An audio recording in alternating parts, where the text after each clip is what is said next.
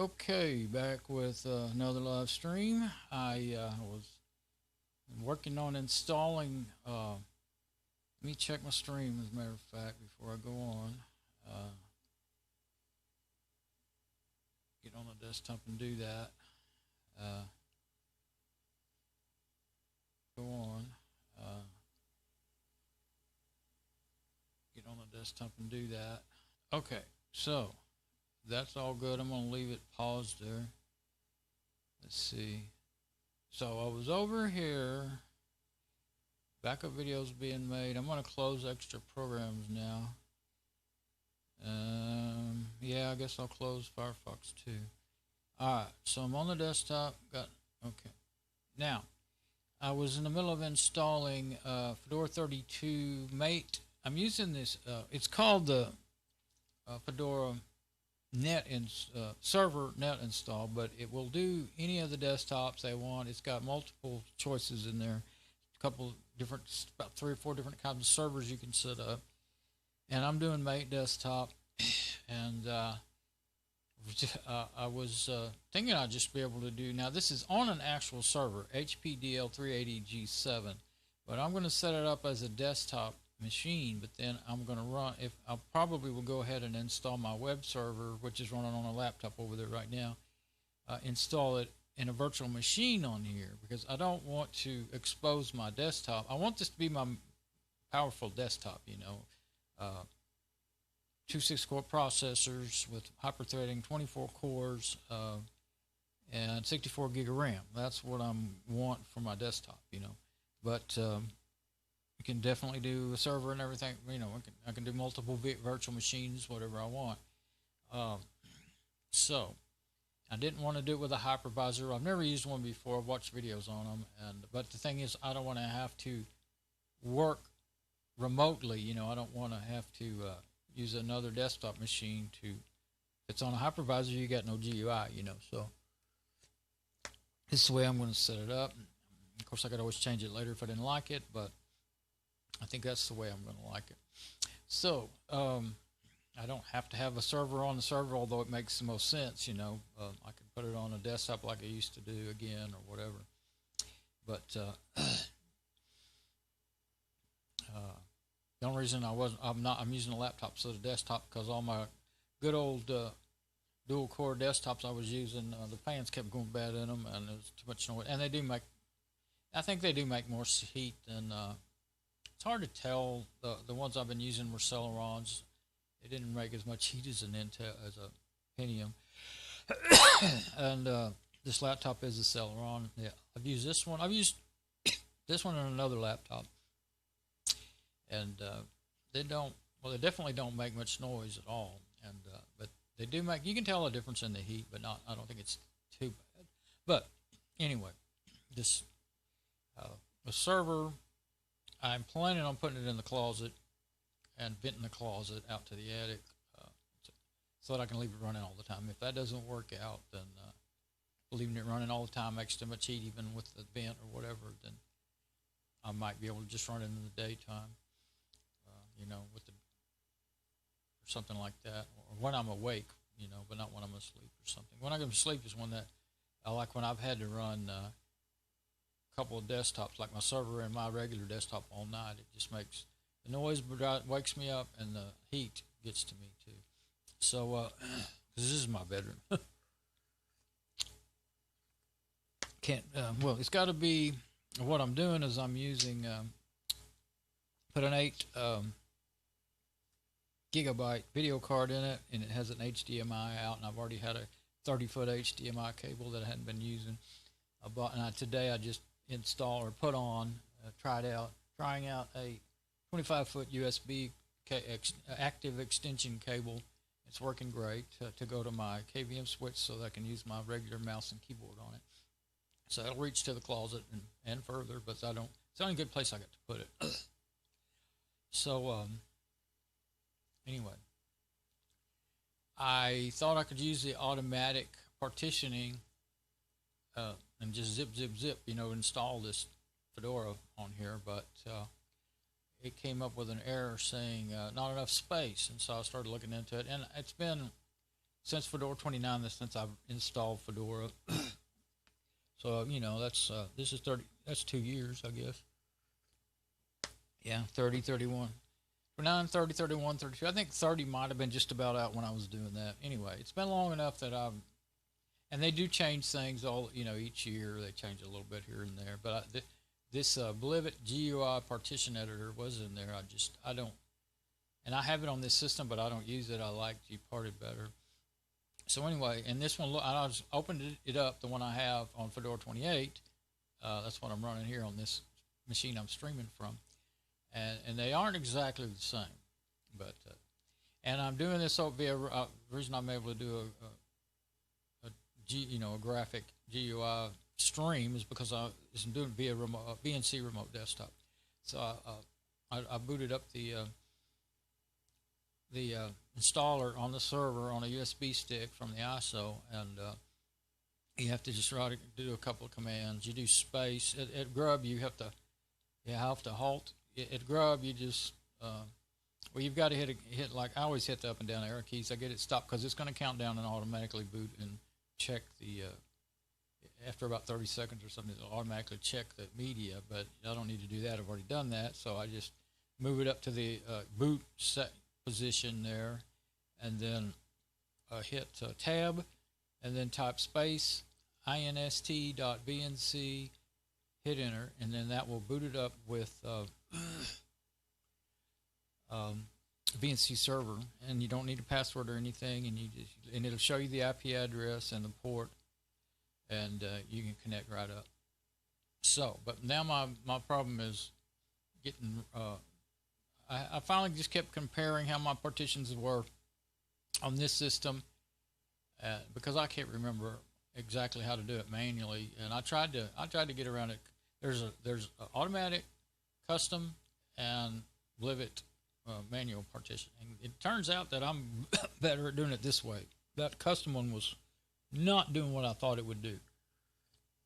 Every time I select something, it turned out I ended up with like 8 or something, 10 things that I thought I had deleted and I hadn't, you know. Finally, I was able to. When I got it, I saved it as it was with I ended up with about 6, and then I instead of actually, it doesn't do anything to your hard drive or your drives. In this case, it's a RAID array of 6 drives.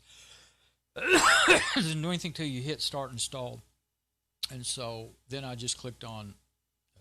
I guess it's called manual partitioning. I've already forgot.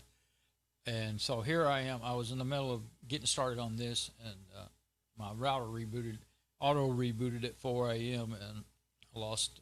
Well, I didn't lose any. I lost my stream, but I also lost my audio from my. Every time I start talking, I start coughing again. Another cough drop. This is gonna. Cough drops. These things help. Ricola. They're like the natural stuff, but that doesn't mean they don't burn your throat after taking too many of them. I've done it before. Anyway, I can't talk at all without it. So probably won't be talking quite as much as usual for a while. Okay, so I manually set up SDA partition, boot partition. That's the boot partition. Yeah, there it is, map point boot. Okay, I was just thinking the name. Oh, that's fine, SDA. This one I named it LVM because I thought that was the best thing to do. I'm going to leave it like that because that will make sense to me. I could name it SDA 2, but what is this here? Okay, up there I just noticed on the left. If I click there, does it go there? Yeah. Free space. Oh, okay. Have I been doing it wrong already? Logical view, physical view.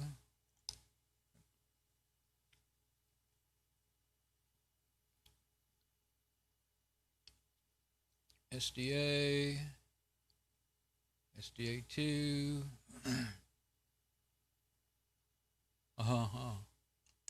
It's a little hard to understand in the jumping back around between the views, but what threw me off there when I hit that is like, wait a minute, that's free space. And you know, since this is a real server with a RAID array, my drive is already a logical volume. It actually consists of 6 actual hard drives, you know. But that is having to make me.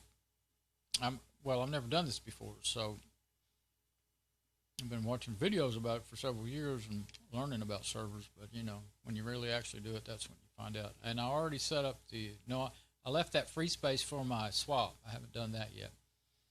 What I just now noticed, I tend to sometimes miss things on the screen because I think I know how to do it, you know, because I'm used to doing it for the last 15 years with different apps. I have, like I said, this is, to me, a new app. It was in testing still the last time I used it in Fedora 29, but now it seems to be, you know, they're not saying it's in testing or anything. And it seems to be, well, it works better, right, and it seems to have, it's more laid out better, I think. But ext4, okay. LVM, now see, I was thinking I would add all my partitions right there, but you can't add anything. Delete. You can edit selected device. I looked at that a minute ago. It says modify parents. Well, to me, I wouldn't want to do that. I would want to add children, you know, inside the LVM. This is the parent to me, what I'm trying to do here. Add parent, remove parent. So that's got me thinking.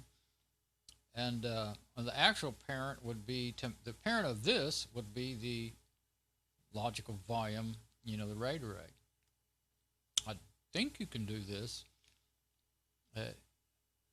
Well, I wanted it to be like this in my operating system, like Fedora always does it, so that I don't want them to all be primary partitions. That's how they used to do it. Well, they used to do the boot primary, the root primary, and the home was inside the LVM only, and then the swap. Now they put just the boot as a primary partition, and then they have an LVM and they have a swap space. And inside the LVM, they put the root in the home. That's what I'm trying to do here. So then I saw, oh look, there's an actual LVM showing up. So when I click over there, that may be right. Yeah, now I can add stuff. So that must be how I do it. Well, let's go ahead and try that. I was going to say I'll go back and do that swap space, but might as well wait on that. I might not. This may not work. Okay. So, I want to make sure that my stream's working at least. I usually leave the Crusader open. I can just glance over there and see that my backup file's making, and then I at least know that's there. You know, I don't have to do this all the time. I can't use the laptop anymore now that they've changed up the code and bloated it a little more. Let's go to my live dashboard and see. I tried to go to my live dashboard on the laptop and it couldn't do it. And when I tried, when I first started my first stream tonight, you see it's not showing my stream. It's acting like I'm not connected or anything. And I'm doing a live stream. I started with OBS Studio like I always have. I don't know if there's some way I can change my settings so that I can see it or what. Manage webcam. I don't want to mess with all that right now. If I go to my YouTube page, it shows up live now, and I can go there. Now, a while ago, what I did was I go to my YouTube page. What I can do is bookmark this. As long as this stream is playing, it'll work. Bookmark it, and I'll put it in my toolbar. And then I gotta find it because it's down there and drag it up here to where I can see it. Put it right there this time. I'll just leave it like that. I was going to rename that, get that 1 out of there, but that might make it quicker for me to catch on. It shows up live now, and I can go drag it up here to 1 out of there, but that might make it quicker. Okay, everything seems good, and I can't run that much stuff on this machine, so. All right, so what I'm going to want now is a root and a home. I tried to do this in that custom thing, but I couldn't do it. LVM. I've already forgot what size I was going to make it.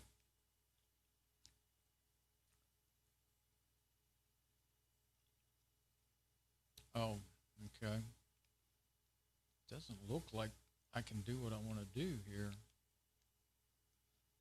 I can do the file system I want, though. Yeah, okay. What am I thinking? ext4.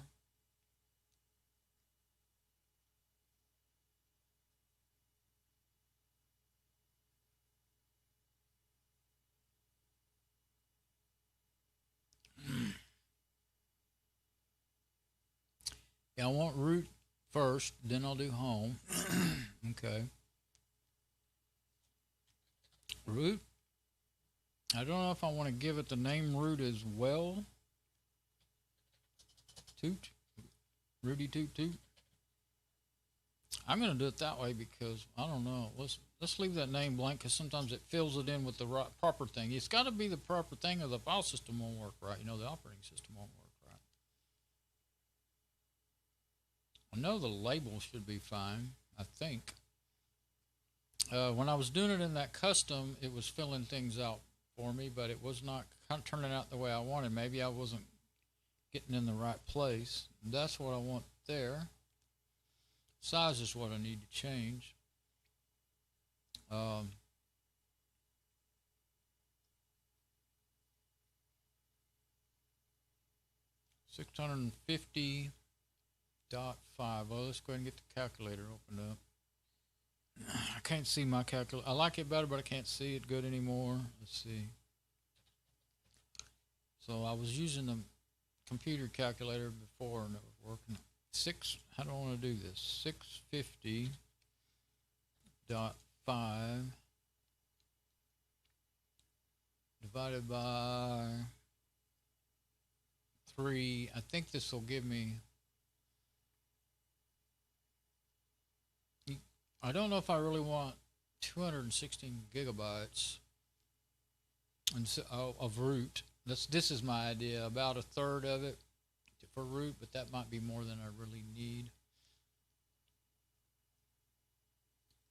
I'm trying to set this up to last a good long time before I fill it up, and I put all the applications I want on here and everything.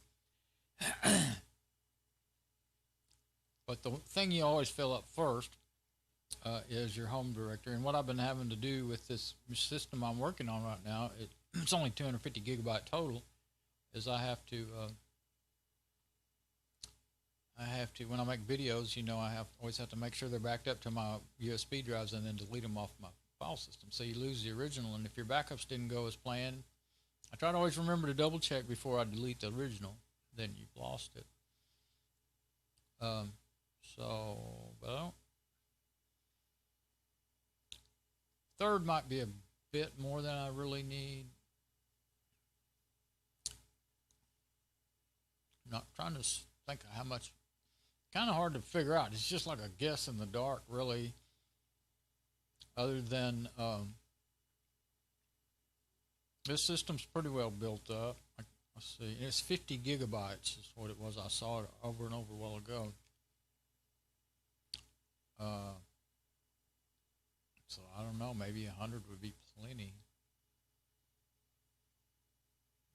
Because I'm not. You don't put.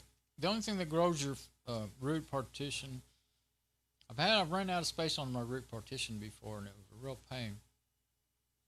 After several years of using that system, you know, it was on my Fedora 14 system. And well, it might have been the Fedora 24 system I had on this machine before I did Fedora 28. or 23. I think I might have 23 on it, but anyway.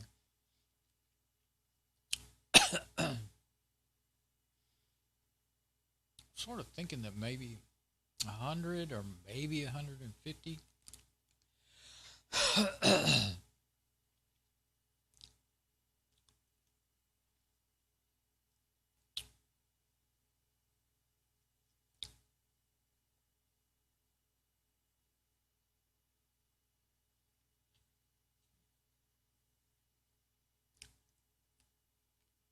Because I'm not going to be putting my website on this operating system. It'll be in a virtual. I am going to be running a bunch of let's see. When you set up virtual machines, they're in your home directory. Let me look. Yeah.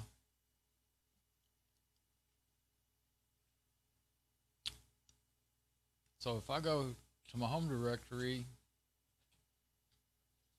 VirtualBox VMs, that's where they stay. And I use the there's one, see, 8.9 gigabyte HP Pro. That's the actual VDI file there. Those other ones are just the I can't remember what they call them right now, but the VBox files. But I mean, you couldn't run them if you had them in your root, anything under root, that didn't have regular user privileges. You couldn't run them. You'd have all kinds of trouble running them and working with them. So yeah, 52.4 free, 174 is what I got now, and that's why that's why I don't think I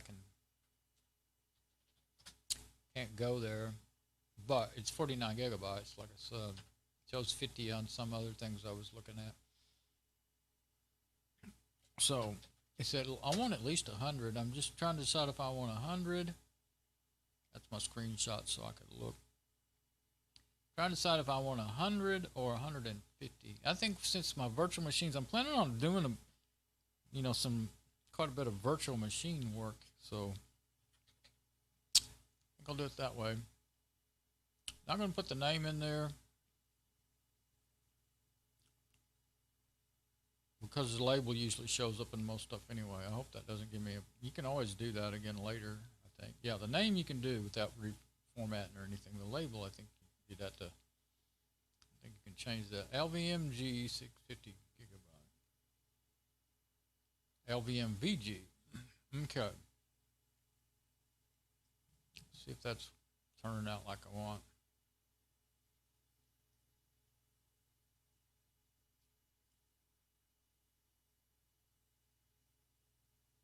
All right, now go to this one.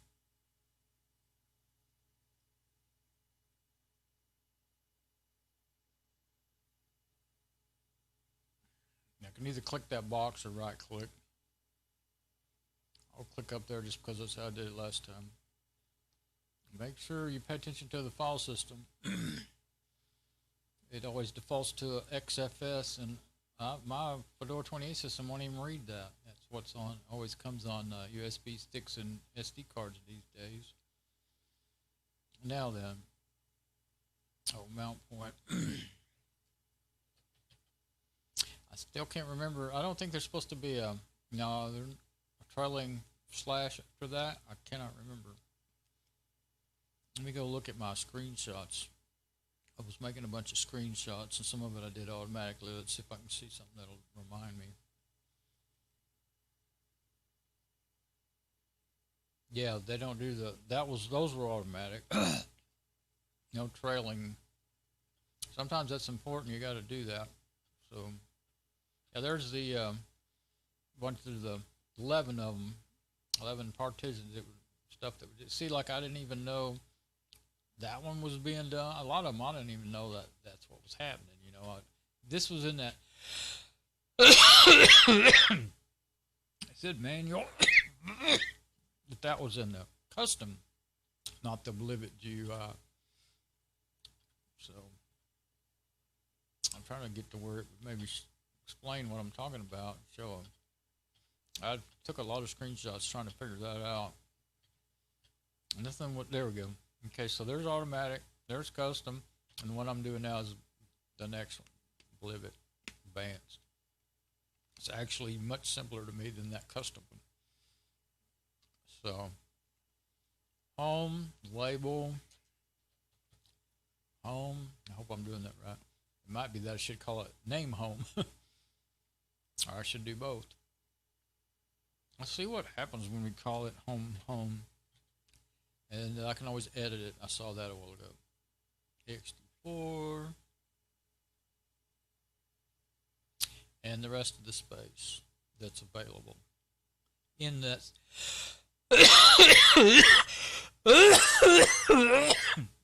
inside that LVM. I really do not know whether that makes a bit of difference. Okay, yeah, see, that one says LVM home. What does this one say? LVM 00? Oh. Yeah, it doesn't say home. So I think maybe I should. Oh, I see, because I didn't.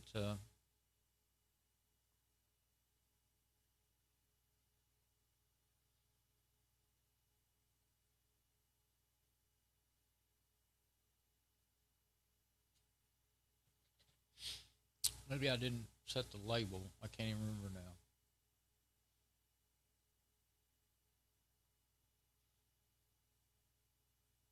No, that wasn't it.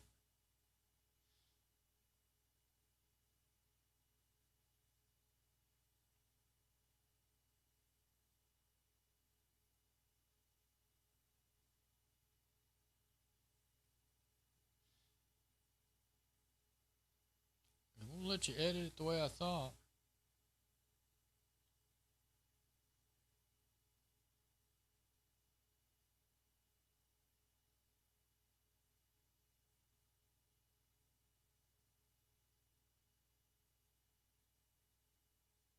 Didn't I just get through doing the label? Yeah, I set the label. I think that would have been much better if it said LVM root. But if I delete that one, I don't want to delete it unless I have to, because I know it'll change the order of them when I want them in that order. That way it makes sense to me when I'm working with the system. Yeah, name 00, because I didn't put nothing in there, that's why. If I hadn't, yeah, and see now the dev mapper LVM 00, I would much rather it say root.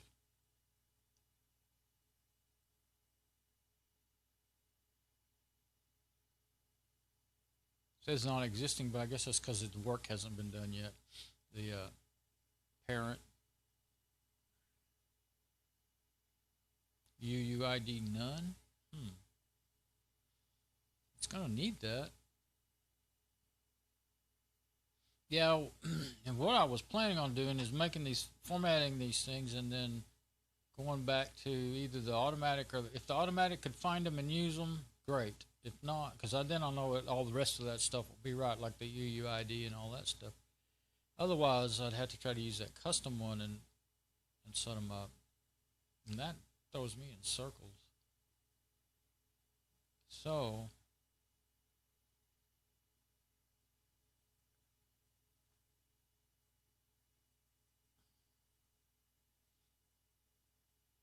that should already be set. Mount point. Mount.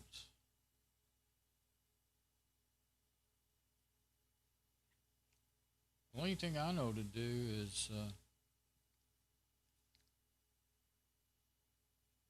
I think undoing would be better than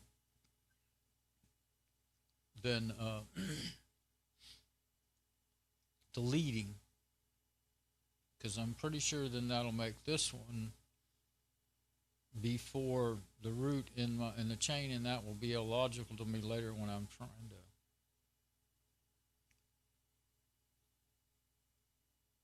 I'm afraid I'm going to get through all this and find out that it doesn't work right. It's not actually, oh, there we go, free space, okay.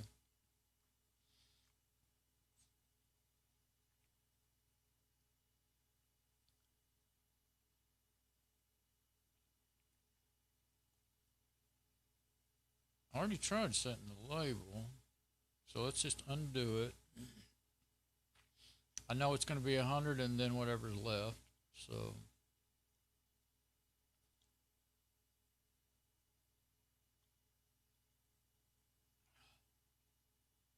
Go ahead and change that before I forget, ext4.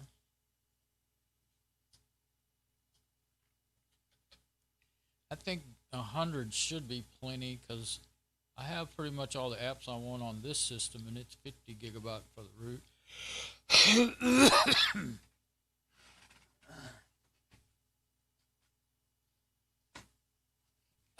Yeah, and there's not, the swap partition takes care of all your serious, it's basically like caching, you know, while you're working.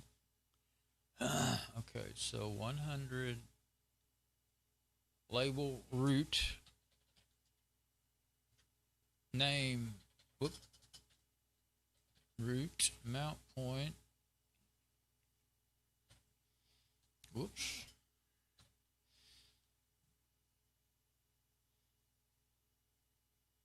Now, is that right? Or should it be / root? I don't think so. No, I don't think so. Look at those things again, because the ones I did let it do automatically.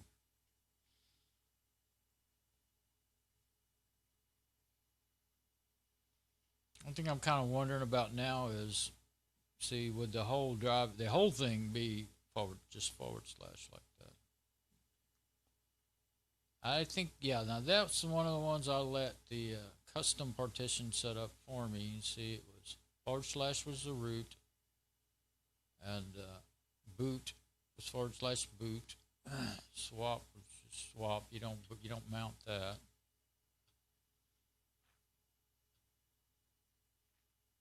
Keep going back a little more.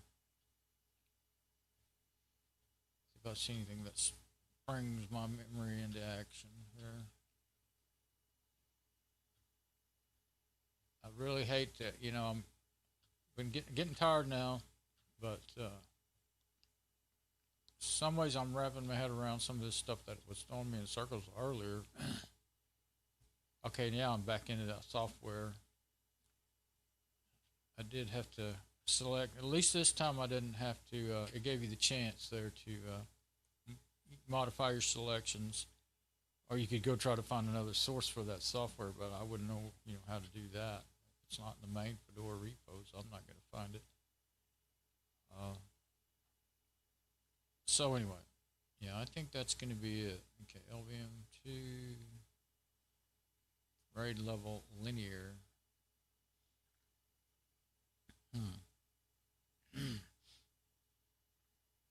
That, I believe, is talking about not the RAID on the server done by the RAID card, but controlled by the RAID card, but the software RAID, I guess. I didn't know that LVM had anything to do with RAID. Either that or that's because it knows it's in a RAID array that we're working in one. I don't know. Don't remember ever seeing that before. Might be because it knows that we're working in a RAID array. 100 gigabytes, right? Yeah, gigabytes. Okay. I don't want 100 megabytes. 64 root. Now that I'm afraid I'm going to spend all this time and find out that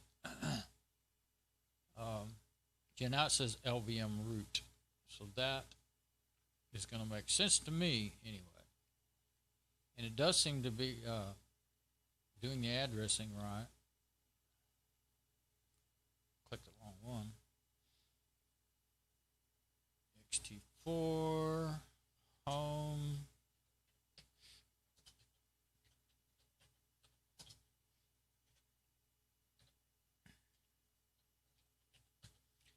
Home. 550.5 gigabyte. That works out fine. It's not some one little, 1 or something like that, or 2 or something. That's a half a gigabyte. I'll know that right quick, so that's not hard to kind of manage in my head, think about in my head. Home.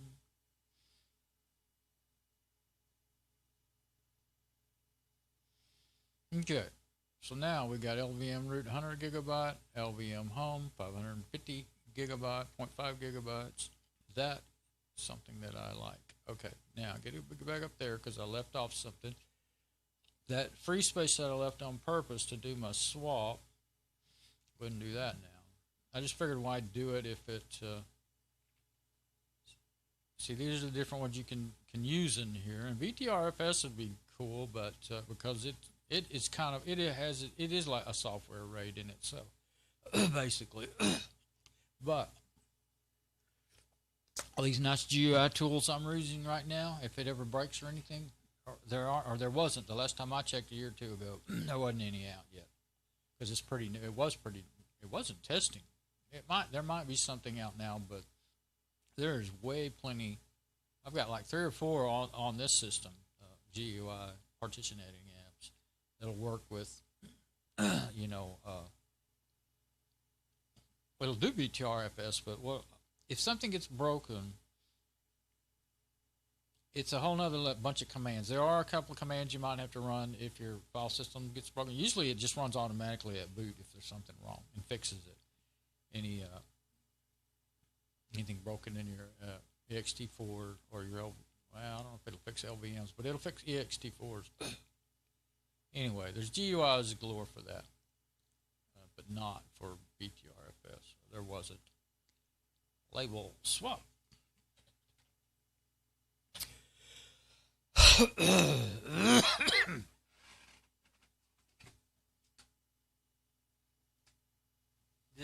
If this doesn't give me a head, for some reason it doesn't work, then this could be good because I can just look at the label or the name of any of them and know exactly what they are because they're named what makes sense.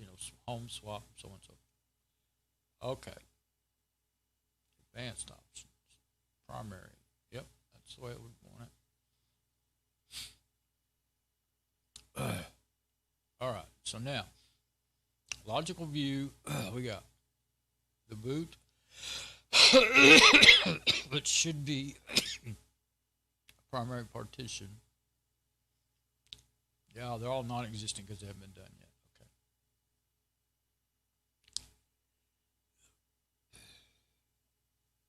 I don't know if it's going to, maybe it'll get a UUID when the operating system gets installed. If not, that could be a problem.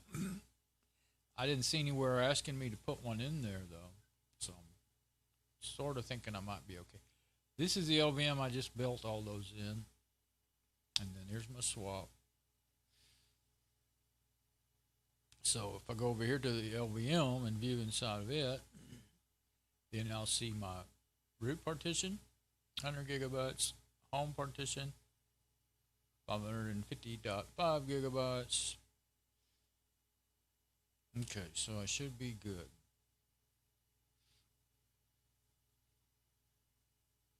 Oh, I'm going to take a screenshot of that.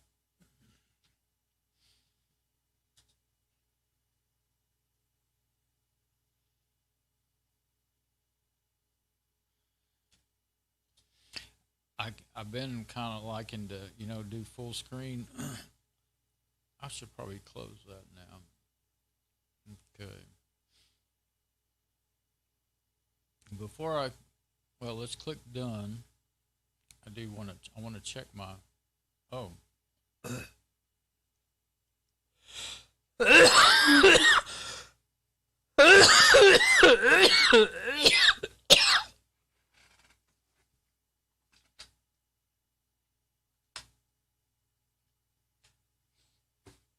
I don't understand.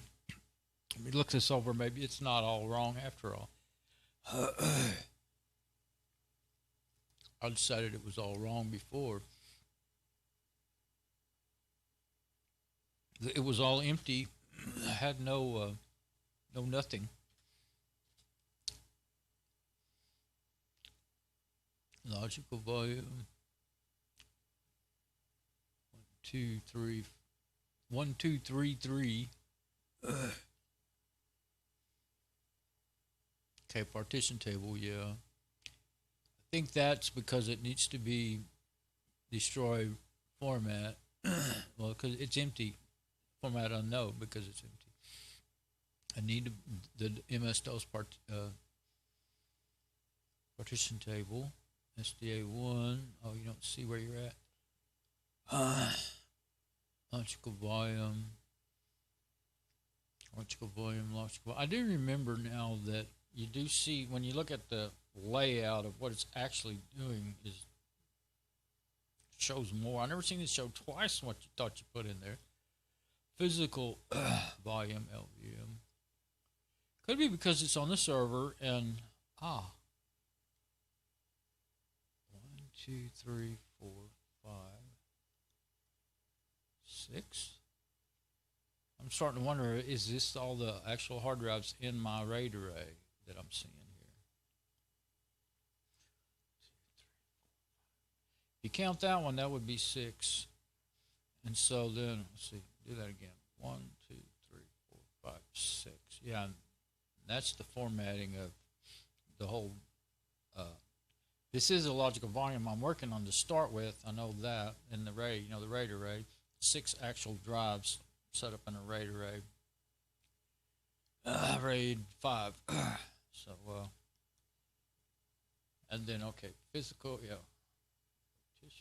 Partition, physical volume. All right, yeah, that's, I don't know, I'm getting tired and I don't know that I'm making a lot of sense. That there's physical volume. Okay, let's go on down to the next. LVM.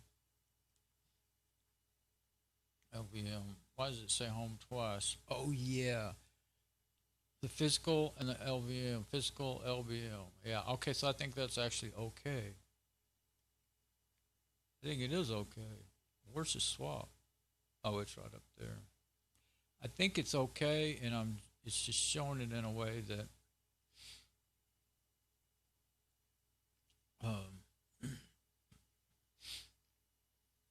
yeah, in order to do a screenshot, I have to get out of that window if I want to do one on my machine I'm on. Okay, now we're looking at something that I didn't, because I didn't, I paged over to the right, boot, root, and home. Yeah, that's what I need. Okay. I don't think that's actually wrong there. Before, okay,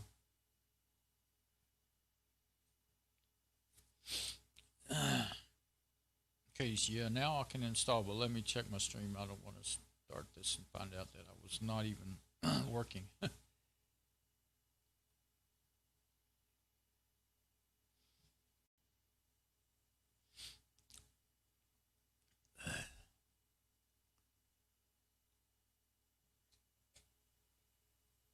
So, I always stop talking when I'm doing this, and I'm waiting to hear myself. Not going to hear myself if I don't talk, because I'm live. Okay, so yeah, I just saw. So, I always stop talking when I'm doing. So everything seems to be fine. On that. Now, I've already done all this way early in the previous video. Now, the way it turned out. So, selected all my software here. Selected Mate Desktop instead of the Server Edition. This is actually called the Fedora Server Net install, but you can install any of the desktops. Can't install a server in a desktop though. Well, you can kind of cheat. You can install this web, like I wanted the web server. Install the web server, and then install all the Mate Desktop apps that you can get. And then you still have to work on it and manually set it up to get it to work afterwards. Used to, you didn't have to do that years ago, but now you do. Okay, so everything seems pretty well ready. I can hardly talk. My throat is so itchy, and I just got through with a cough drop. That's why I wanted to finish. I did not want to have to start over after doing all that other stuff. Okay, so a screenshot again. I'm going to begin installation. You won't touch your disk until you begin installation. Go. We'll go big screen too. Okay. There we go. We started. Don't know if we really need to be big screen. But we'll just sit here for a minute and see what happens. When you try to, if somebody's actually trying to learn it, if you see all this other stuff from the desktop machine that I'm on, that I'm streaming from, it can be confusing. So this is what you would see if you were doing it straight on the machine and not remotely like I'm doing. I think one of my big problems with my throat is because it's just too hot in here with the server running 80.6. So it's downloading the RPMs that for the applications. RPMs are the file extension of the applications in Fedora, and Debian is DEB. And there's some other Linux distros I've messed around with here and there that have different ones, you know, their own package management system. Slack and Slackware and Slack's Linux is the one I tried. I think they call it Slackware. And I don't know. I don't need to talk just to be talking right now. I'm going to start having a coughing fit again. I hold my finger kind of right there in that soft spot in your throat, and it's kind of keeping me from coughing, but it won't last for real long. Excuse me. That's what that caused, I think. I knew it was happening. I just didn't think about it. But you'd get to hear that.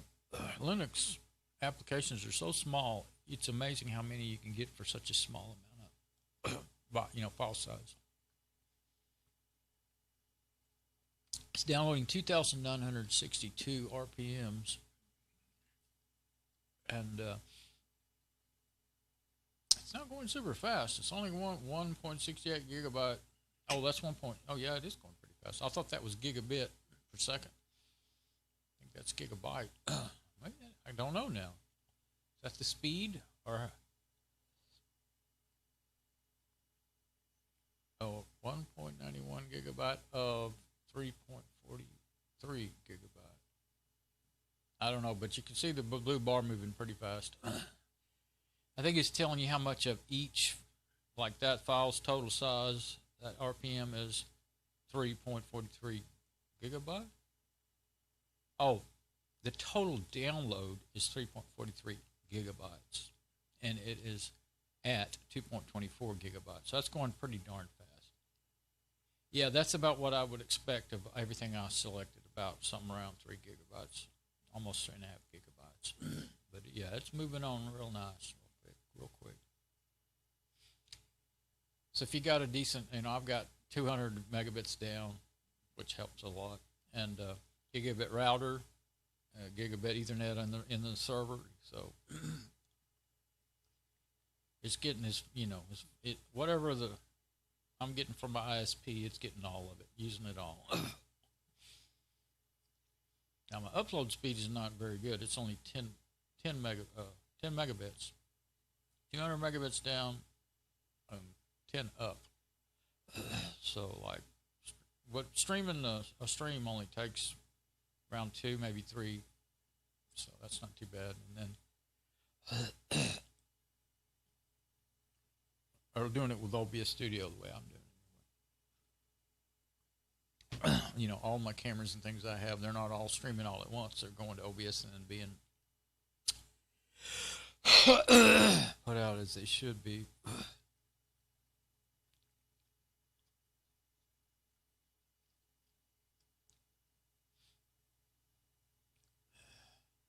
Oh, see, now it's already done downloading. Now it's preparing transaction from installation source. So it's getting ready to start the installation. But it has to format the drives first. I thought it always did that first. It must have been doing it during this time, but not saying anything about it. It may not be going to do it until it gets all ready there. I don't know. It can't put any of this on there until the drives are formatted. I know that.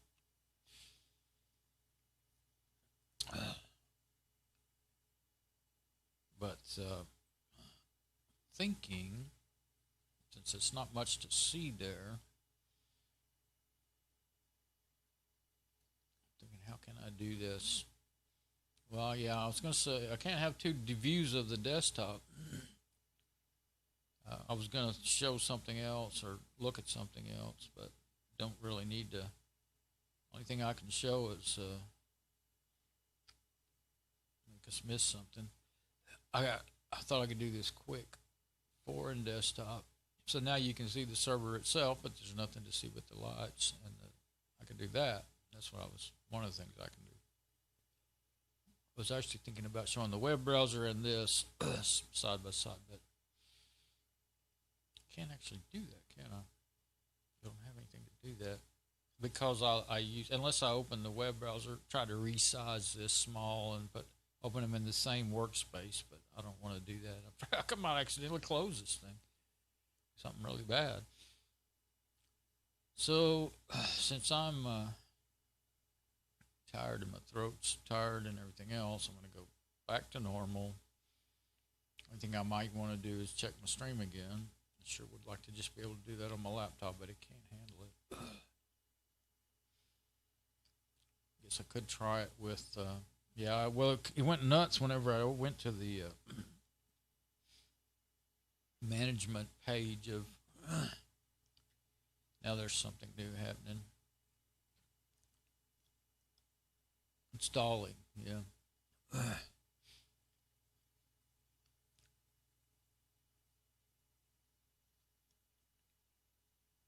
It tells you each and every app as it installs it. Of course, some of them will go so fast you won't get to read them, but 118 of 2,962. Now, this will probably take longer than anything else in the install. Going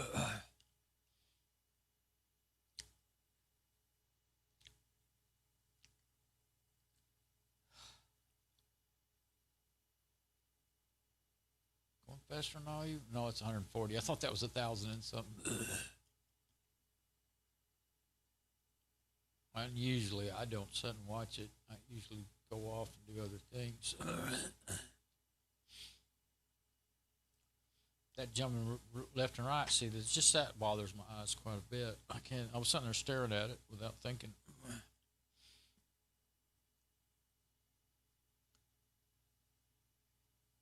Going pretty fast though. You know why it's going so fast? This server. This is the most powerful machine I've ever installed on. So, you know, it's all downloaded onto the server, onto the, wherever it downloads them to while you're installing it. There ain't no more room on that USB stick, so I guess it's into the RAM. How does it do? I think it makes a temporary cache on the hard drives or something. How does it do that? I've never had any problem with anything running out of RAM or anything while I was doing it that I can remember. Maybe I did years ago when I had older machines with, 512 megabyte of RAM or something. Like this Lenovo i5 has 4 gig. I've never had it. I've only installed on it twice, I think, or 3 times.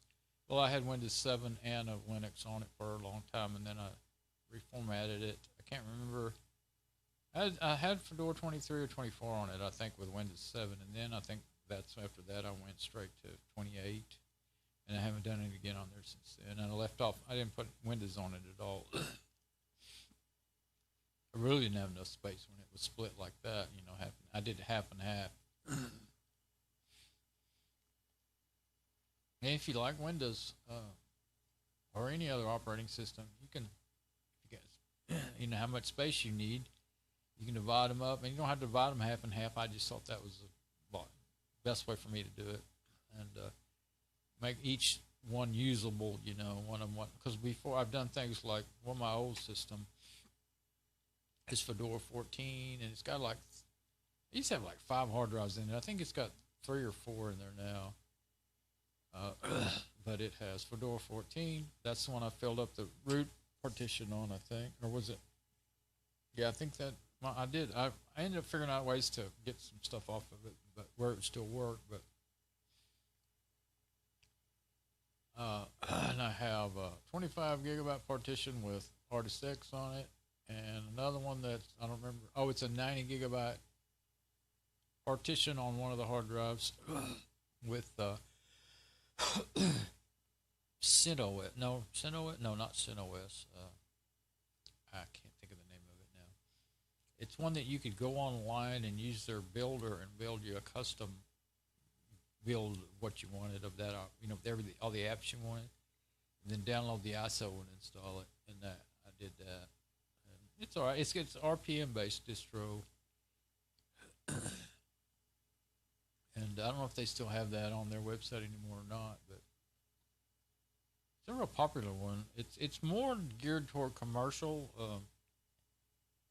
I mean, they don't hold back on what apps you can use. They're not partially functional or anything, but well, if you want to do anything for commercial type use, enterprise, then you'd need to pay for that. But for regular, just a home user, hobbyist or whatever like me, then yeah, it's up to 1,300 now. It's going pretty fast. It's it'll come to my brain at some point, but anyway, anyway they fill up real quick. And ended up using that one. That one I didn't fill it up because I didn't hardly use it. I didn't end up caring for it all that much. But what I did was I left the base operating system on there and used the whole rest of the drive for backup space. So you can still run it, but it's real old now.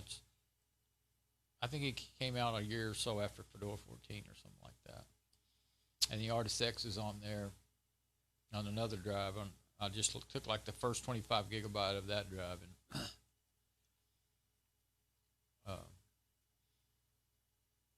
put Artist X on there, and it's an old version. And this was after they turned it. They only used to. It started out you could build it yourself on Debian, and Debian 4.5 etch and a half. It showed you how to do it on their website, and then they started giving you could either get the Ubuntu version or the real Debian version. Ubuntu's built on a remix of Debian.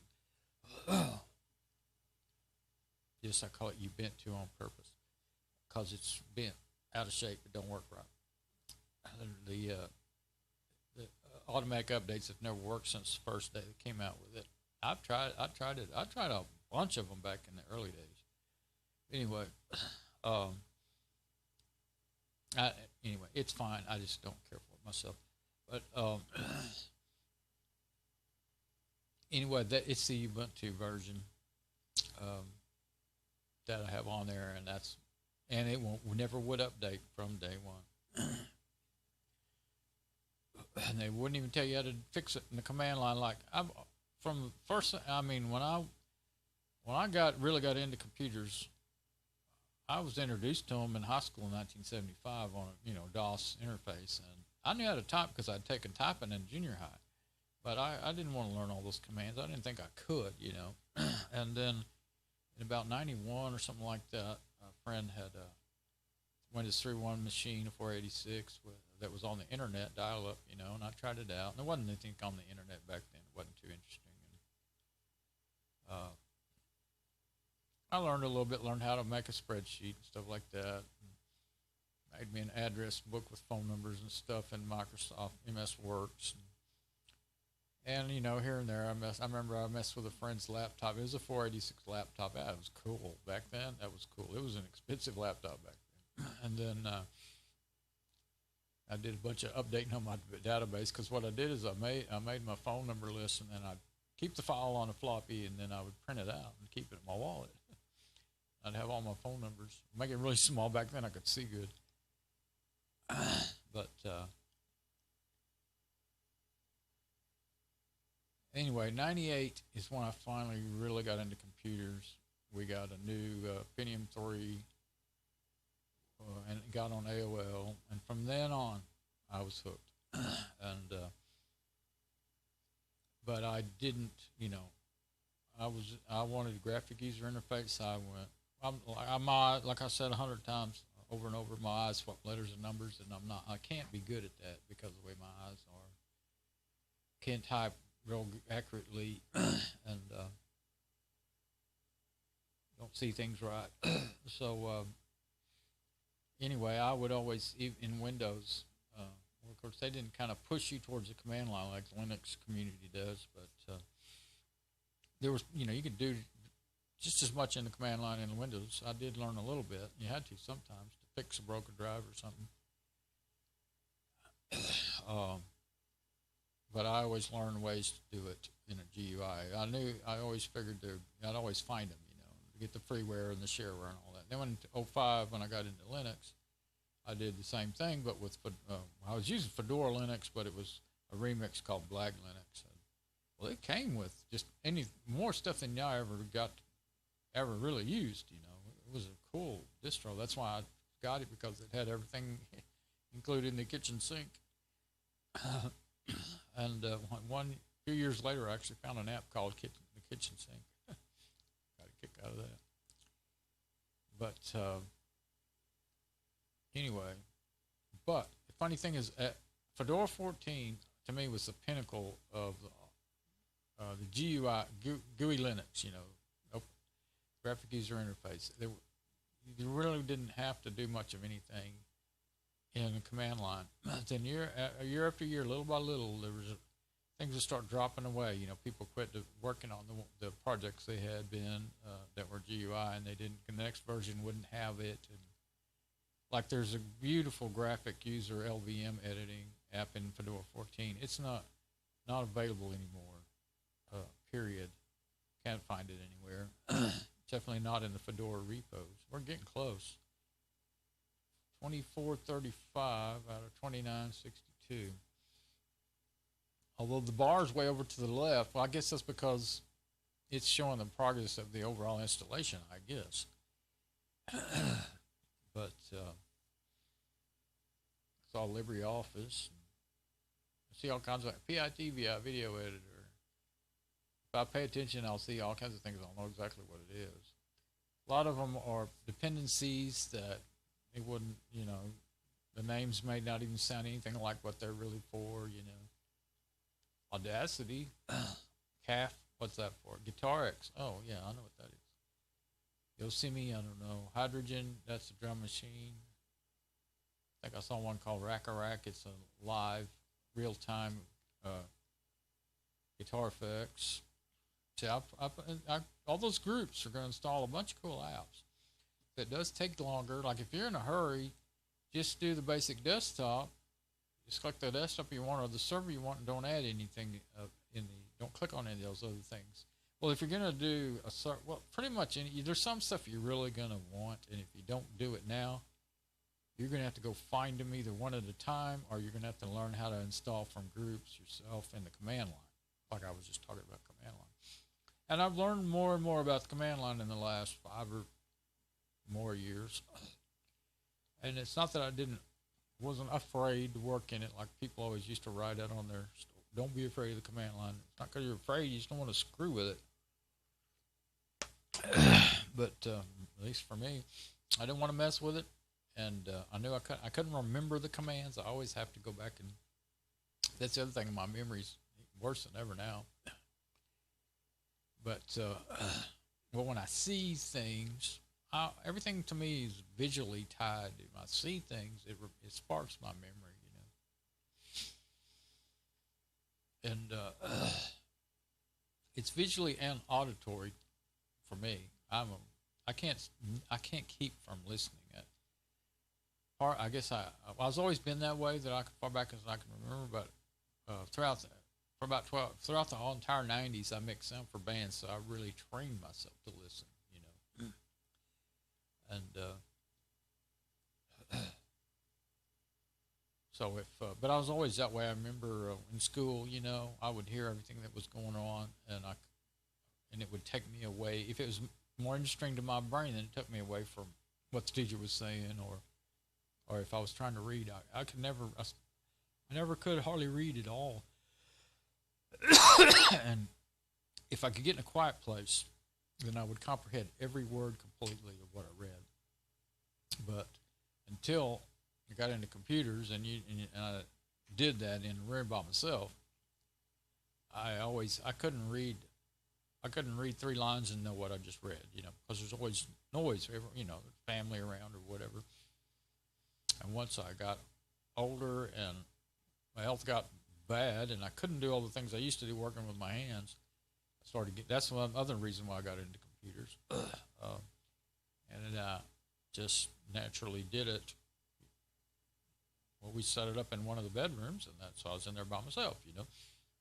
Now it's all in my bedroom where I sleep, and I used to leave the door open just to get better air conditioning or heat, but I can't do that anymore. I have to shut the door because when the TV's going and people are talking, I never comprehend anything that I'm reading, period.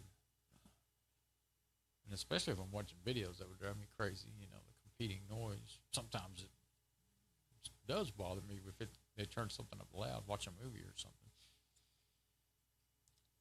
Say now they're configuring the kernel. See, it's done with the installation of the RPMs. Configuring the kernel core x86-64. It's a 64-bit machine, by the way.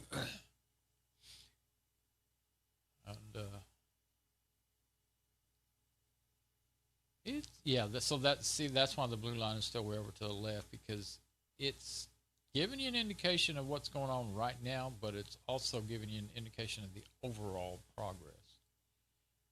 So, and you look at it like that and you think, oh no, that's going to be another 2 hours, but you'll look away and then look back up, and it's moved real far is what it'll do. Some things happen really quick, and some things take a little more time. I got to be careful not to hit anything on the keyboard that would cause it to quit. There's one thing you can do on this page, quit, and you don't want to do that. Don't even know that it would ask you, do you really want to quit or not?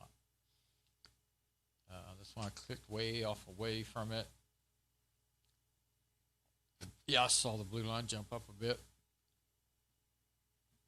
Configuring make backgrounds. Now I can't remember if I selected that installation of that other stuff to do with the desktop effects and stuff. It won't matter. If I want it, I can put it in there. I don't think any of that stuff is what I use anyway.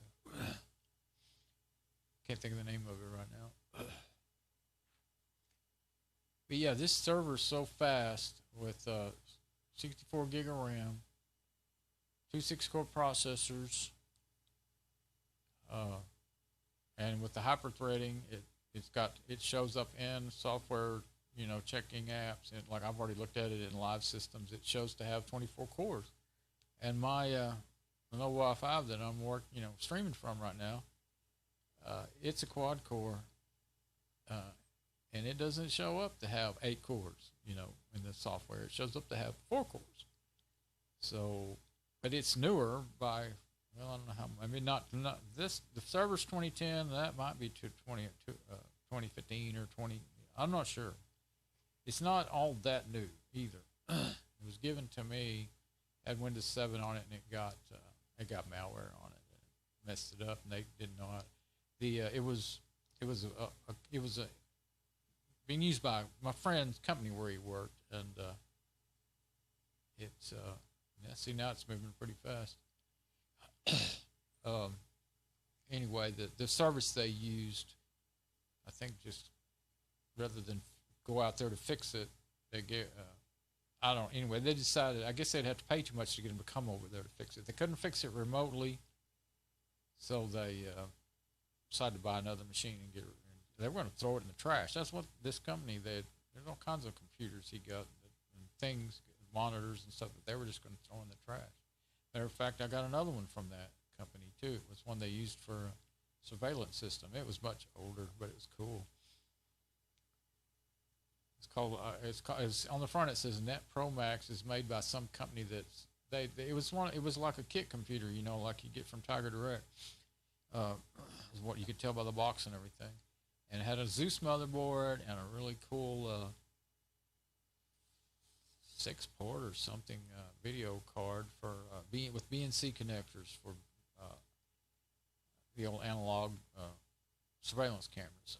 I never have set it up and used it because I never had a camera like that. But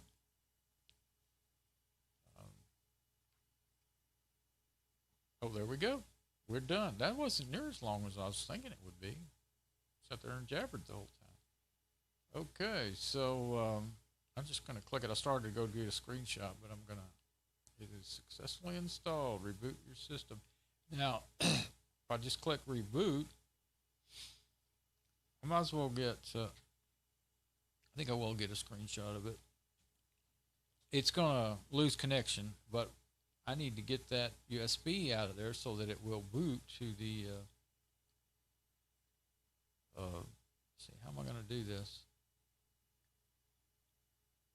I'll have to switch over to it, and I need to switch my stream over to the camera so that you can see the monitor. It won't be blurry. It won't be a nice, but I don't have any, I didn't even see anything to install remote desktop, but I'm going to click reboot. Okay.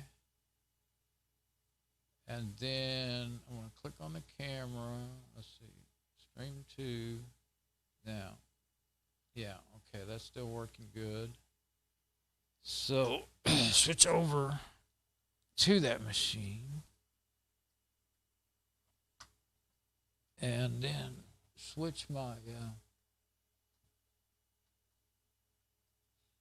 monitor to the DVI input. Okay, it didn't actually reboot it. That's fine because, let me see what it says.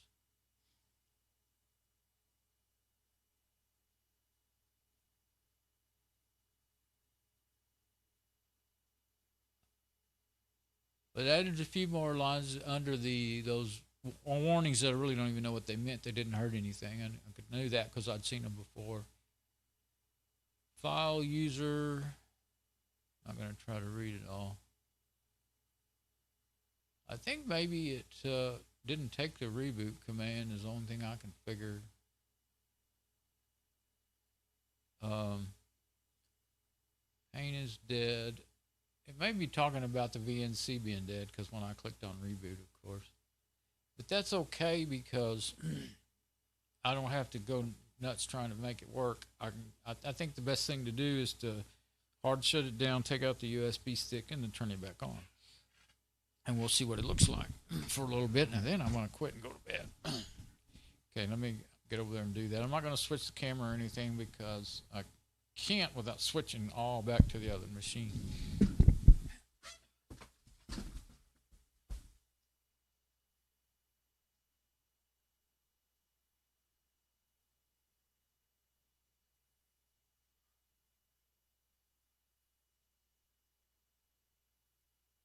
It's shutting down. I'm going to wait till it shuts down. There we go.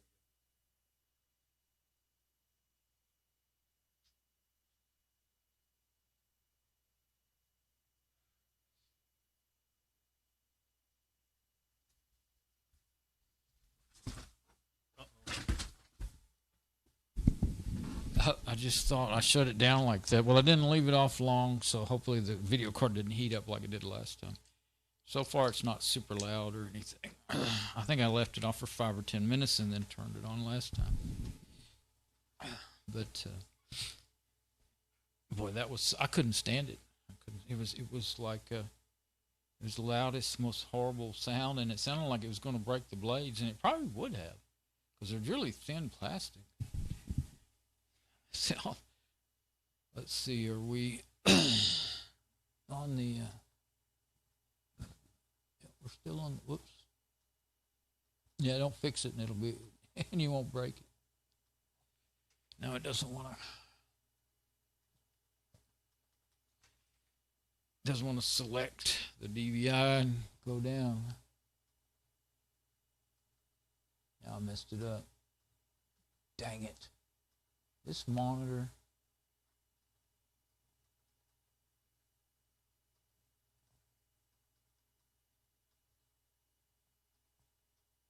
There. I think it worked that time. If I'd left it alone, I think those buttons, yeah, there's the cursor. The buttons, for several years, I used those buttons all the time because if my main machine was on the DVI and all the rest were on the VGA, I may have just pretty well worn them out. But I haven't been using them for several years now Then again, it could be the opposite. Maybe since I don't use them, they got corroded and dirty and they're not contacting good. Might need to squirt them with some electrical cleaner. Let's see what we got. I don't know. I think I may have the more detailed boot screen turned on. It is, because it's telling things that I never used to see. Lights out came on. Let's see. Integrated lights out advanced. Oh, it tells the IP 0.122.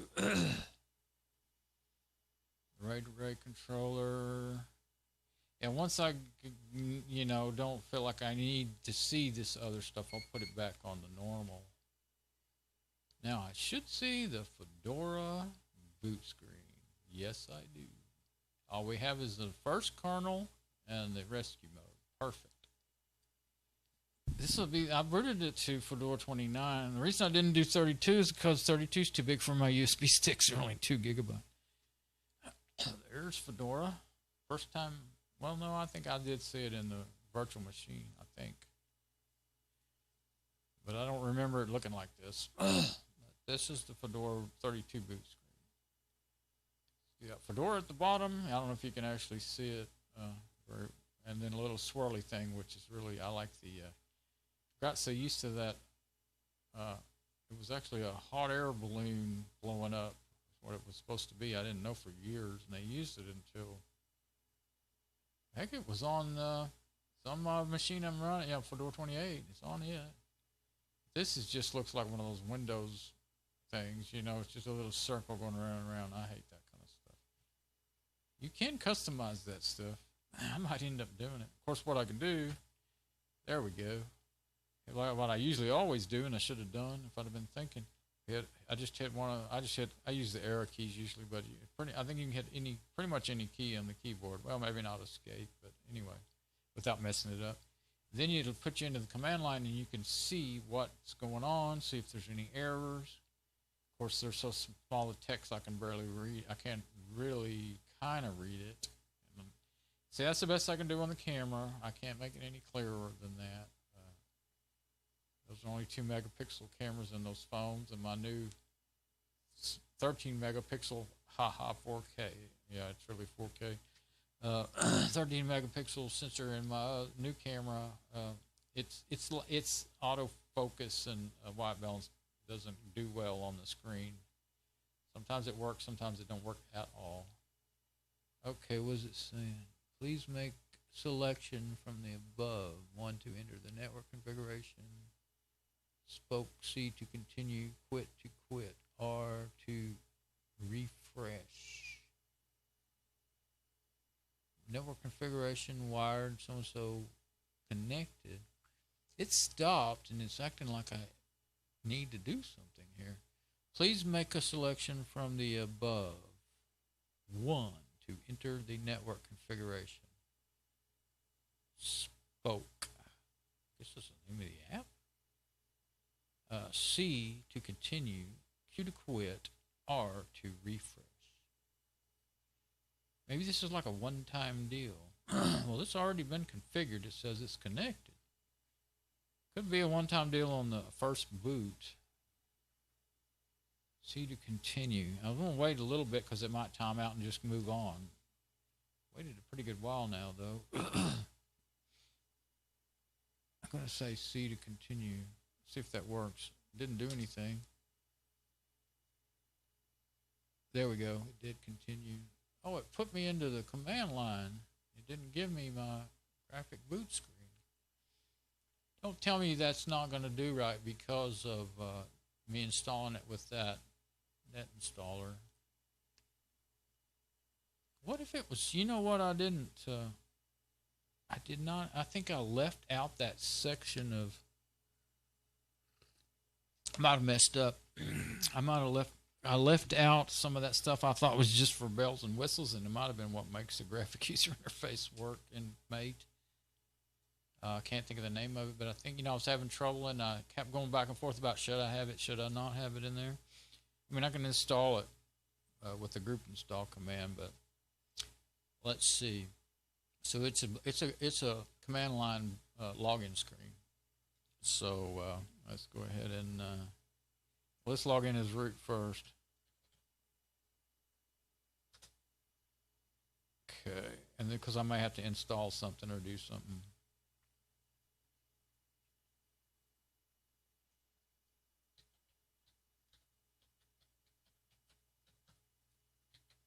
I bet you after all that confusion about what apps were broken and weren't, and me worried that it wasn't going to work. Okay, so now I'm logged in as root at HP DL380 G7. Okay, they're not in capital letters, so it's hard to read, but I was afraid to do the capital letters. I might have been able to do that, but well, a lot of apps will read that fine. It's on the network where you have trouble with that. A lot of them will read it just fine. Some of them can't handle the capital letters. So let's see. startx, startx. Let's see if it can do it. See, that won't work unless you have everything installed and set up. Wait, saying something does not exist, but now it looks like it's going into the. No, it tried and it didn't work. Okay. Root.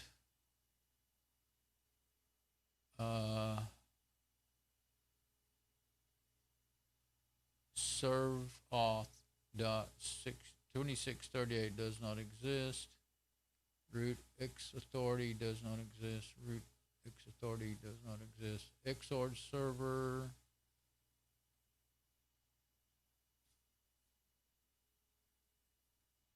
I'm reading through the rest of it.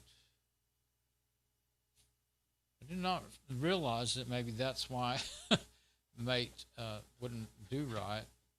It was because of installing it from the server installer net install thing. It used to until 29. That's when you'd always have to log in and type startx on the last one I did. I never could get it to work, but I had to do some stuff to make it work at all. But I didn't think it was using X server anymore, though. That's the other weird thing. I thought it was using something else.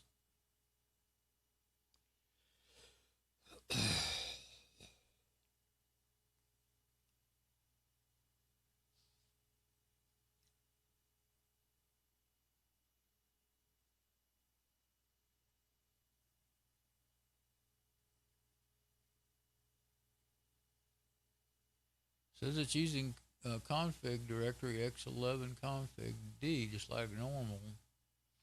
I didn't think it used all that anymore. Me doing startx might have activated that, though.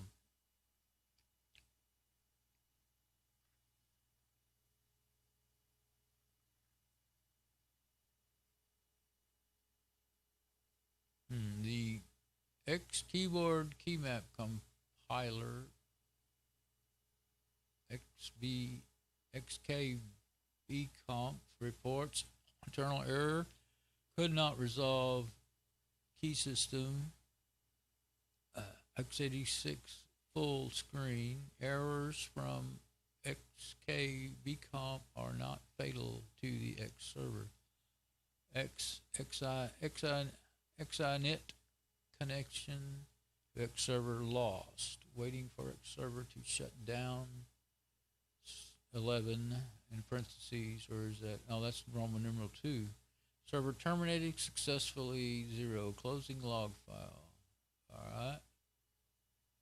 I remember at one point I could do it on that server that I had set up with Fedora 29, and it was like this. Could do it in root or regular user, but not in the other. So let's see if I can get in there as Dawn now. Oh no, I forget how I have to log out, I guess. Let's do that. See if I can log out. Yeah, there we go. Dawn.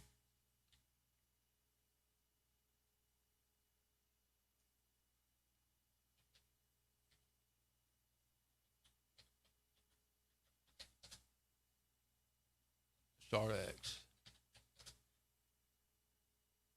Tried. Yeah, it's not set up. That's what it is.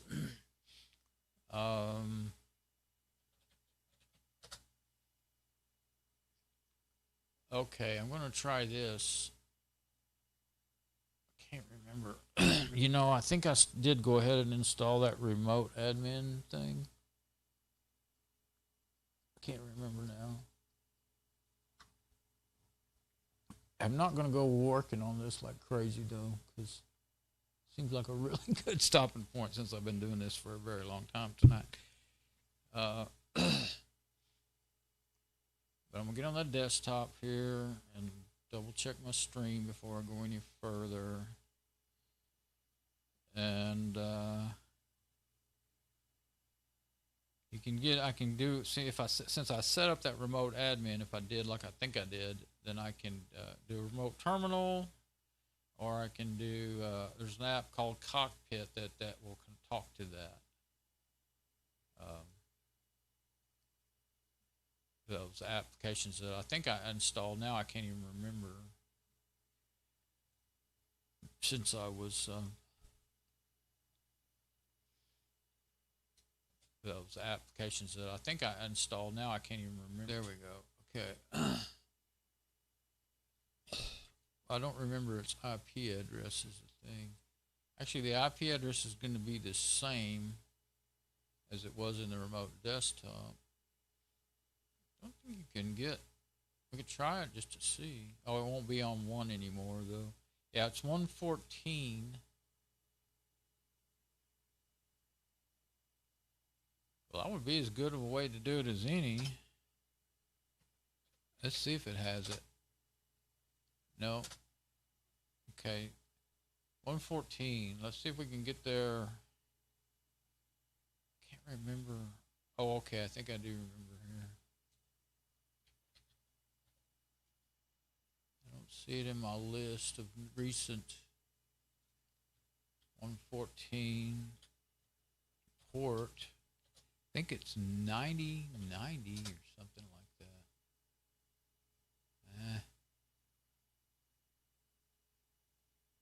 I'll have to go in my something to find. Let's try this way. No, I haven't been in there because I don't think I have it. Yeah, the server I'm using now is Debian, running on Debian, and it doesn't have.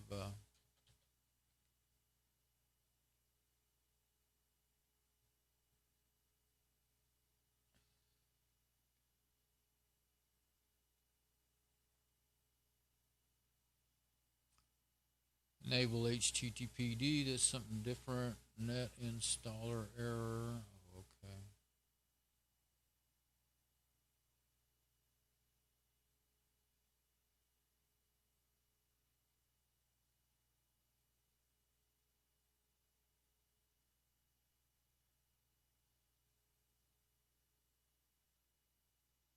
Looking at this because if I can remember the port, find the port for Cockpit.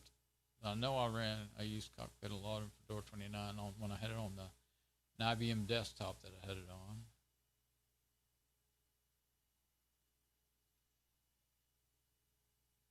Don't see it.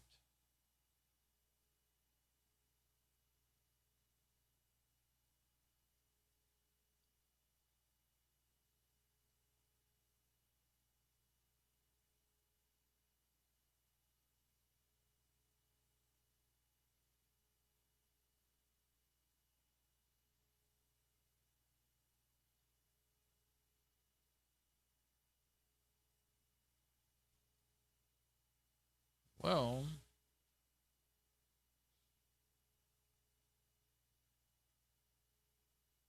see, I was gonna install 30, and then I was gonna install 31. I downloaded them, tried them out in VirtualBox and all kinds of stuff. I never did get it done. What do I have in here? Not much.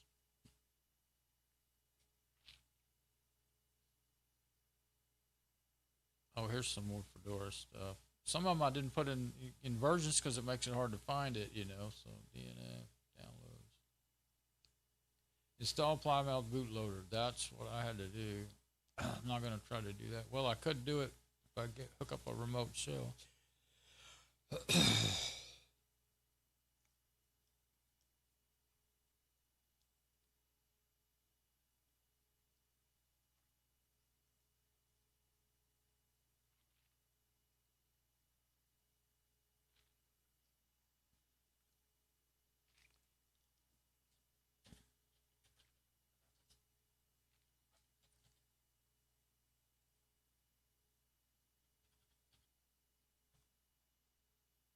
Let's see if find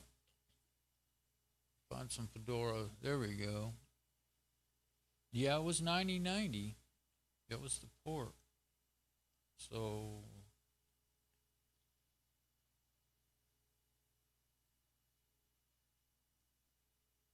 see, that's the Fedora wiki. So 114.90.90. I guess I didn't. Maybe I decided not to install it. I can't even remember now what all I ended up putting in there. I took stuff out, but because I was worried about it not working.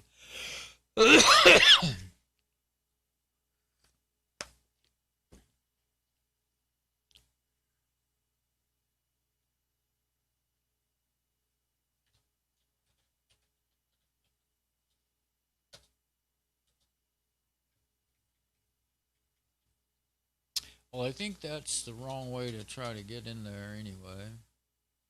Now, can I remember how to...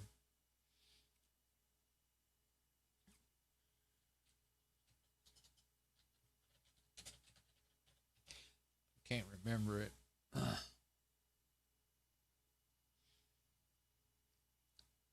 new way to remote terminal.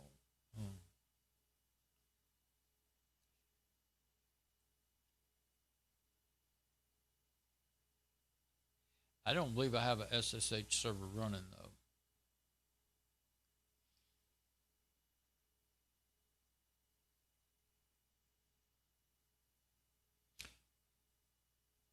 I'll just go there and see what that looks like. Oh, it is not Fedora 4. That link said Fedora. Oh, it didn't say 14. Okay. So that's good. That's pretty new, Fedora 31. That's some kind of book.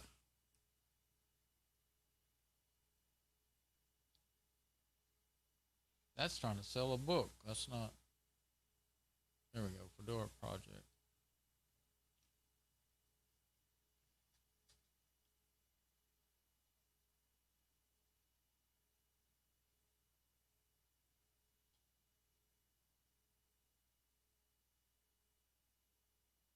I was just trying to do it so I could show what was going on.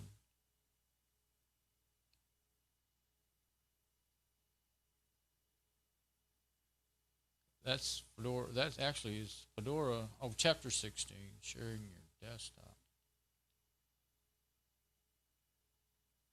It's really a real easy command. I just can't remember it.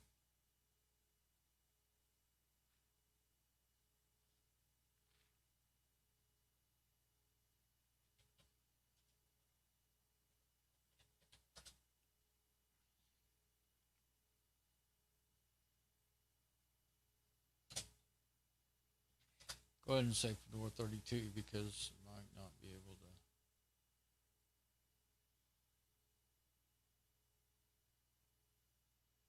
Server World is the name of is one of the websites. XRDP server. Oh. XRDP type VNC server. But that's not what I want either. That's to install more of a Windows type remote desktop.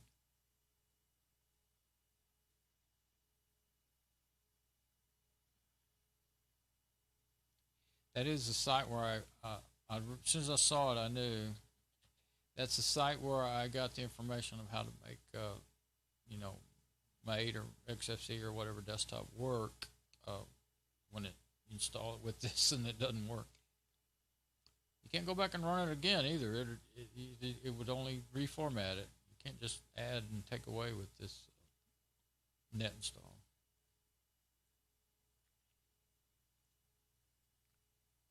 Put that in there. Yeah, I don't want that XRDP. That's a remote desktop. I like VNC.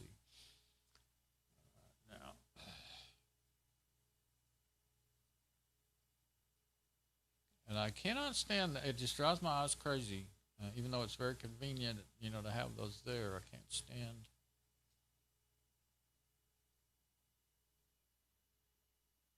How to start and install SSH server on Fedora. I may have to do that first. Well, that's more of the, that's the Ask Fedora. Oh, okay.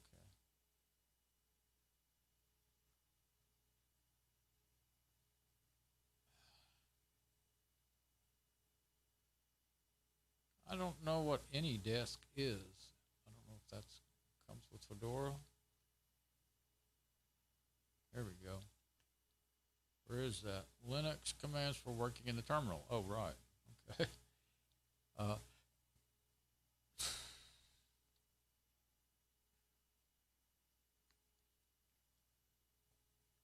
So this is how I could install it in the terminal. I would probably just get, well, if you're working straight on the machine, you see if you're doing it remotely, you can copy and paste commands, you can run your script real easy and everything. It's actually way easier to do, for me to do stuff remotely in the terminal on a machine than it is to do it on that machine and have to type everything by hand. I just wanted to see if it was already on there.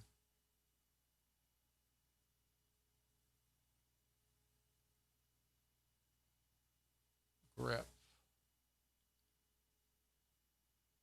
Yeah, to see if it's installed. So it's RPM, QA, greps. That's, I can't even type all that out. But you can just try to start it or try to connect to it, and if it's there, it'll connect. Let's see. But that's a real good one on how to do it. I've already been there before. I've got it in my SSH username, Fedora IP or host name. Okay, SSH username at IP. Okay. So, and you can just do it in a normal terminal. You can do it with, there's some cool features in PuTTY, but its text is defaulted to so small I can't read it.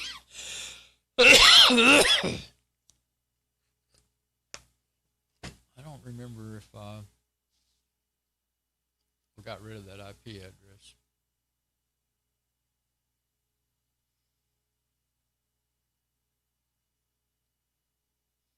There we go. Now if I copy 192.168.0.114, I could have the IP address wrong. I don't see why it would have changed. Let's make sure we know what IP address we're trying to go to. We'll go to my router and check.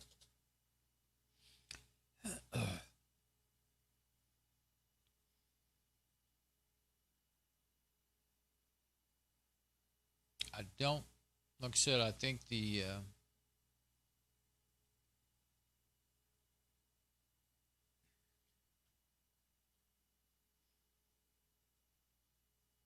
I think I set the IP to stay the same.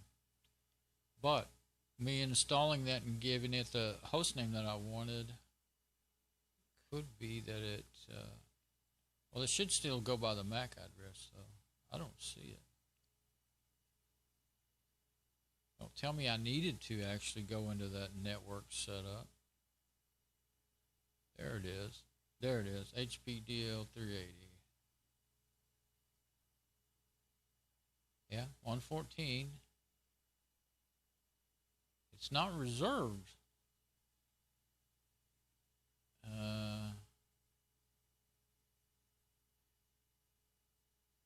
114. Okay, let's look at it again. Look, make sure there's not more than one entry for HP.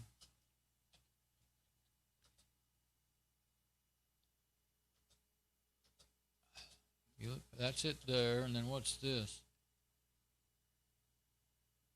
191. Hewlett Packard desktop. I don't know what that is. BM OF1F5. It says it's reserved. I don't know what that is. 191. Okay, then what's that? Oh, that's ILO, right. You know what? I think it is showing up as a different machine, so but it's the same IP it was a while ago, though. This is the ILO, so that's all there is.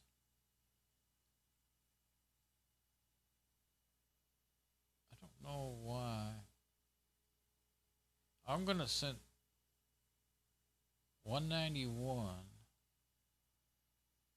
I don't know. You know, since it's got so many IP addresses, let's see. 191. I've got a Hewlett Packard machine out in the garage, but I don't think that I've ever had it running and on the network. It had some kind of problems. Well, let's just try it. 191. Go ahead and try a cockpit first, because I may have installed it. Nope. Okay. So 114 or 191. We'll close that now. SSH. Whoops. I think I better. Oh, there it is. SSH. Let's go for root in case I want to do something. Let's see. What have I got in my? Yeah, 114. Alright. Authenticate the host. Can't be established. Fingerprinting. So and so. Are you sure? Yes. Yes, I am. Permanently added. 114. Good. Good. Now.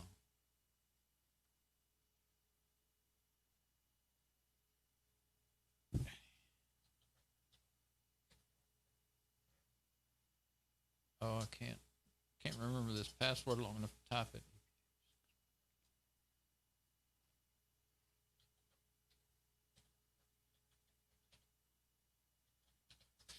Did I get it, or did I mess it up? I messed it up.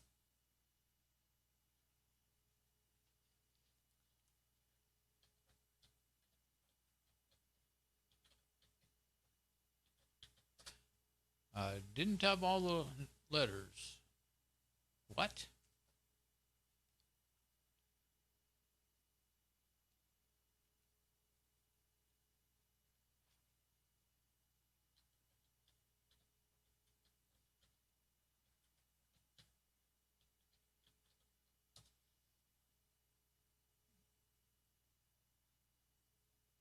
What?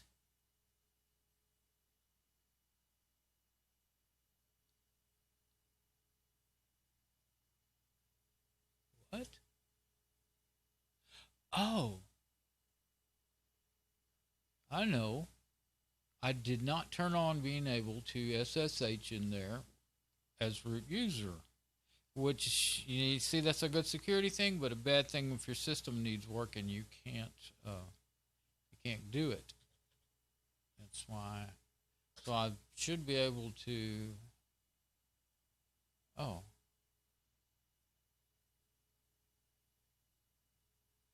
Wait a minute. It says password denied. Public key. So and so. So and so.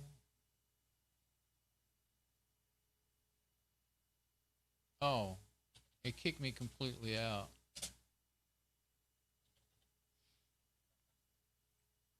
Okay.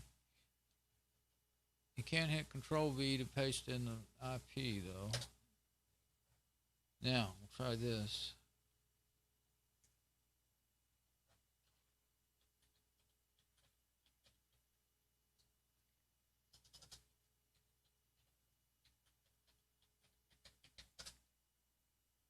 There we go. So I can get in there as regular user, but I can't get in there as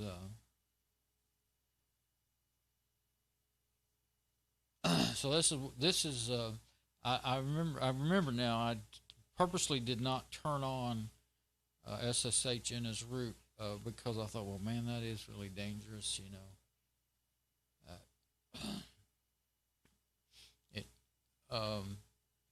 Well, it's one thing you can do that if you set it up where you can use it, then it does make it to where if somebody gets through your router, which is not that hard to do, they could get into your machine, you know, start brute forcing your machine, you know, for root, and if they get it, you can destroy it. But But when you need to do something important on the machine, see, I can't install anything, I can't fix anything, I can't do anything without that activated. And guess what? I have no clue how to activate. Uh, how to activate being able to log in as root. It might be in the system settings, but it's probably some commands you're going to have to run. And I'm sure you can probably find them, by doing some searches. But startx is what I was doing. We'll see what it says. Home down server off 355 does not exist. And only console users are allowed to run the X server anyway. So, blah on you. I knew it wasn't going to work because it didn't work when I was over there on the machine. I just thought it'd be good to show the what I was talking about. That's the only reason I really did that. Okay, so but SSH is turned on. I am able to log in, so I don't have to install it and all that stuff. I thought it would be because I had installed different things for administrating it and all that. I don't know a whole lot of commands off the top of my head, and some of the ones I usually would know. Like that's such a simple one, but I hardly ever use it. SSH space user at the IP address. That's all you need. You don't even need a port or anything.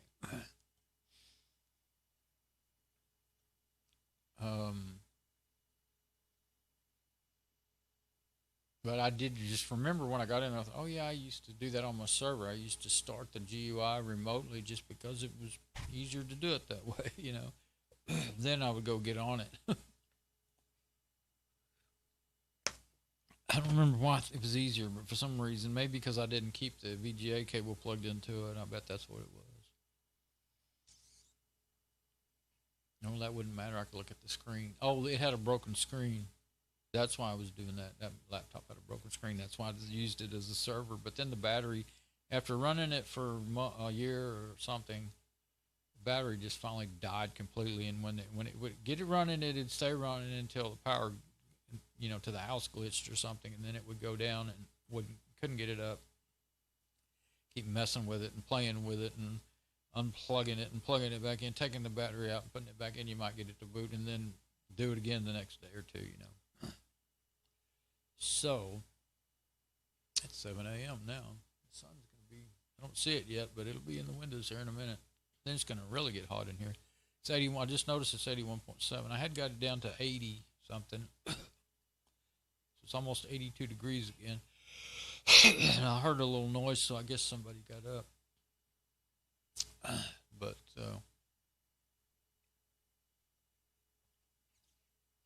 well, the thing I'll have to do, I guess, is run some commands that will, I'm going to close that. Well, what I may be able to do is just,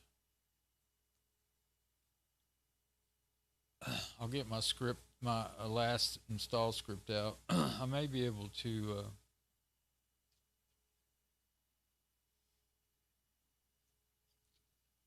I think I need to go into there and now I'm not sure what I want to do about that. That I may need to yeah, before I forget, I'm going to go in there and reserve that IP. I've got it written down on my notes. That's what's being used. And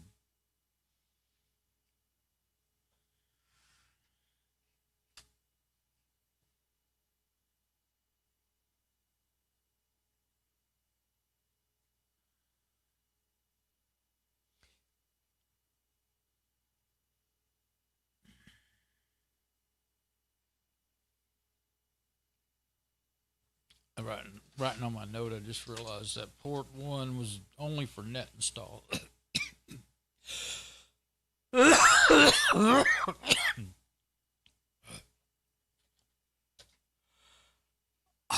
It's hard to do it while I was there, and then I thought, wait, let's see if I understand what's going on here.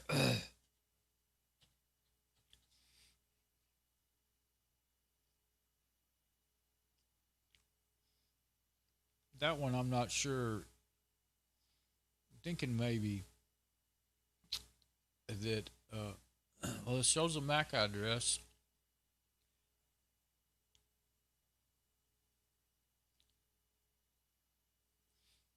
I don't know. It could be that other old machine in the garage. That's a different MAC address. Now we need to put the IP in there manually. Okay, now no parental controls. Okay.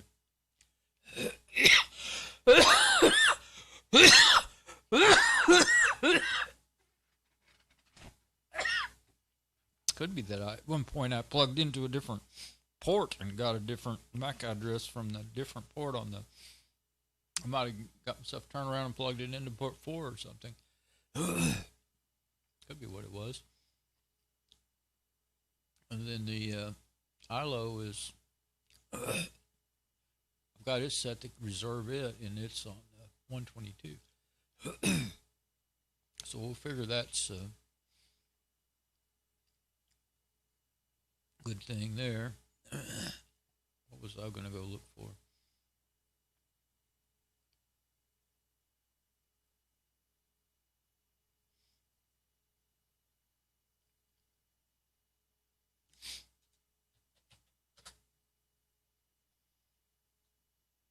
Are we still streaming? We're still streaming. But I wasn't seeing my. I see what I believe is the first stream I did tonight.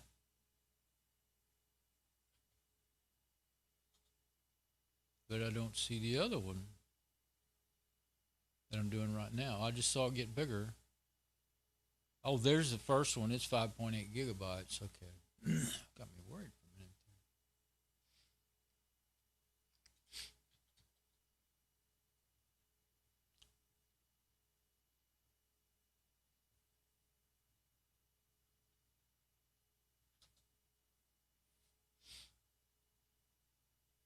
Looking in my Fedora 29 folder from some of the things I saved.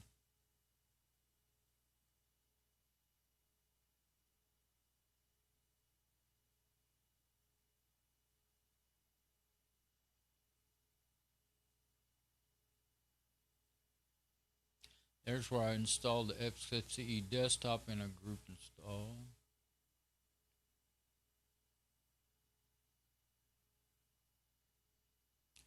Oh, that was something I installed.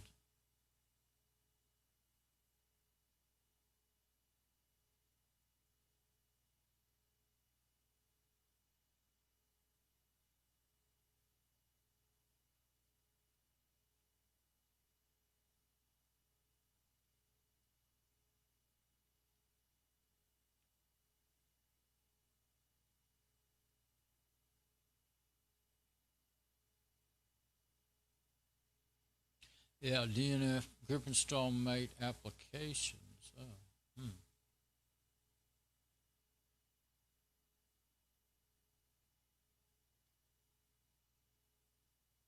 Same thing. Fixing the Plymouth bootloader. That's the kind of thing I was thinking about.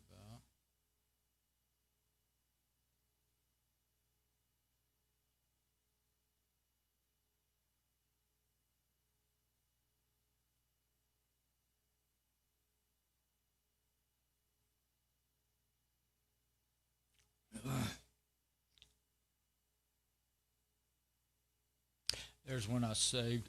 Why is Plymouth boot screen broken on fresh install? Let's see what those are about. Those are some emails I sent to myself, and then I saved them in here.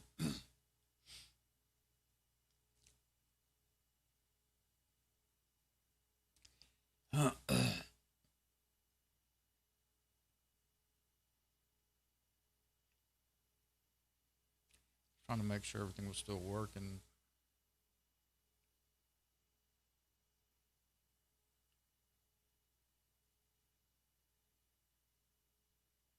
This is one of those.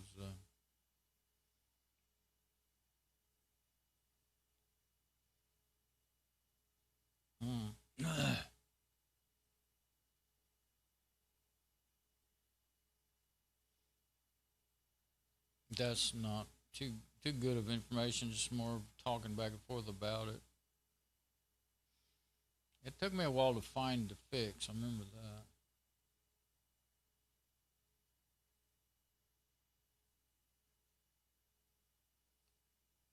That is in, yeah, that's Fedora 29. I thought it was Fedora 28. Okay.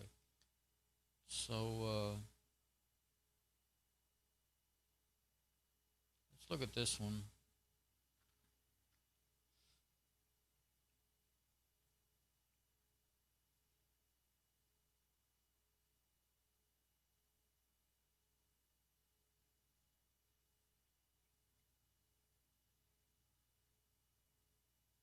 Even though I've found and saved all this information, it still takes me a while to figure it out and find it again. The right one for what I want, or the one that works the best, you know. Sometimes I find it in my files that I save. Sometimes I find it in my bookmarks. Sometimes I'll find it in HTML pages that I actually saved. This is DNFY group install mate applications. So, okay. I think I installed those. That the thing that I was wondering about. Oh, yeah. Command DNFY group install mate applications. I believe I did include that. Is that all this is? Looks like it's all it is, and then it's just what happened, and it worked. I think I was just trying to fix it. I mean, not that that might be bad, but I can't do the installation with user Dawn anyway, so that's not actually any help.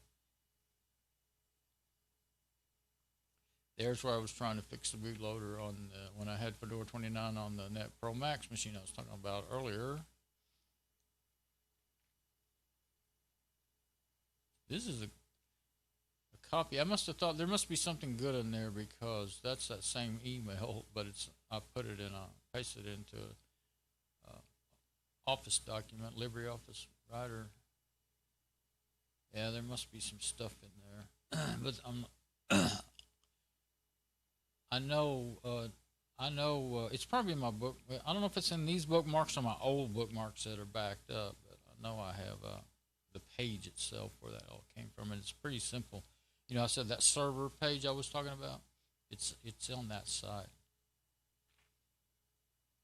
So I'm not going to keep on. I keep forgetting that. I'm looking. I find, oh yeah, well that's not something I can even do from the user Dawn anyway. There's just very few things I can do as a regular user. So I probably gave myself a headache by not going ahead and letting me, log in as root over SSH to be able to fix things.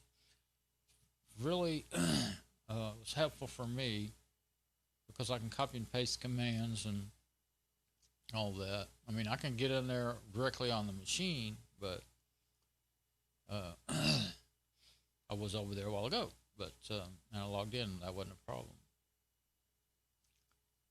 But yeah, I'll have to find that page where you install mate. I can't even think of anything. I mean, I could see more by going into ILO. You know, I've got that all hooked up, but I don't really want to do that right now. I have to start up the Windows XP virtual machine and all that. Yeah, I can't even think of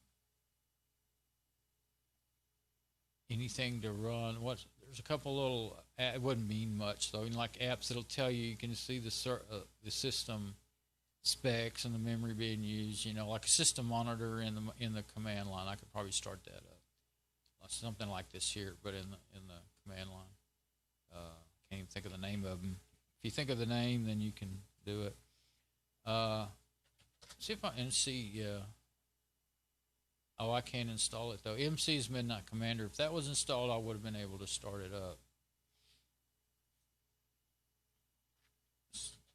Yeah, I can't.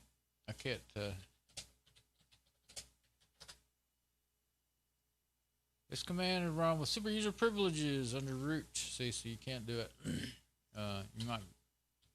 I don't think I could do sudo. Let's see. We trust you have received the. This is funny. The lecture from the local system administrator, which would be I, myself, and me. me, myself, and I. It usually boils down to three things: respect the privacy of others, think before you type. With great power comes great responsibility. So it didn't even ask me for the sudo password. Oh, now that's not set up. I'm going to try it anyway with the root password. It won't work. Sometimes, well, actually, when you have sudo set up, you use your own password, don't you? You don't use the root password. That's the thing I don't like about it. It's just more confusion than just doing it. Regular user, root user. That's all you need.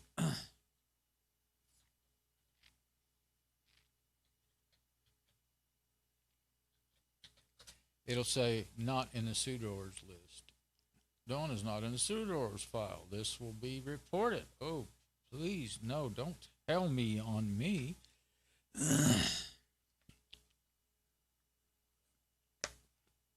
That's why I get pissed about it, sudo. It's just ridiculous. The thing is, the best security I've ever seen on any system, operating system, period, is SE Linux. Security Linux, which is on Fedora, has been as long as I've ever been using it, since '05. And people and these other ones that use, they rely on this sudo business, just trying to protect the system from user privileges. That's so easy for people that know what they're doing to break through, to hack through. It's not even funny. So, but the SE Linux, if it sees a system, something trying to happen on the system that it doesn't know, is not saying it's allowed till SE Linux, and it stops it. Period. Doesn't matter if you've logged in as or anything. You can be a root, you can be a regular user. It will stop it, and then you can always go back and you have to go add some exceptions to allow it to do it, but. Yeah, I can't even think of anything. HTOP. I just wanted to be able to do something. There's HTOP. That is a detailed view of what? I think these are what's running. Yeah, okay, see. PRINI, VIRT. Virtual memory, I think, res, I don't know, SHR, CPU percent, memory percent, time, command. So here's processes that are running, not that many. And I don't guess you can, yeah, I guess you can. You can click on them. The mouse does work in here. Yeah, you click at that one now, see, that's using the most. It's hard to understand it because it's 0 dot, 1.7. Okay, memory. Yeah, it works. That part of it, the organization works just like the regular system monitor. Well, of course, it's not going to be using. It's in percents, and yeah, it ain't going to be using much of 64 gigabyte, is it? And this one's okay. This is HTOP. There's one called Top, and it looks different. Now, how can you get out? No, not kill, quit. See what Top looks like. Oh, it's just no colors. And I don't think the mouse works in it. It doesn't. And I don't think I know how to get out of it. I can try Q for quit. I think it did get it out. Yeah. It did. Q got me out. Some of these apps, they don't, in the command line, they don't work in a way that makes sense. Logical commands that you usually use, like Q for quit and, things like that. And it's hard. You can't hardly get out of them, you just have to close it. If you're on the remote terminal, you close the terminal and then open it back up again. Or sometimes, like a remote desktop apps, I've had to go over there and manually shut down the machine with the button because I couldn't get disconnected from it. Because you get in full screen and can't get it out. That's why I'm beginning to remember to check first, sometimes anyway. Okay, so it's doing fine. I mean, it's obviously running just fine, but I don't have any graphic user interface yet. Oh, that was the one thing.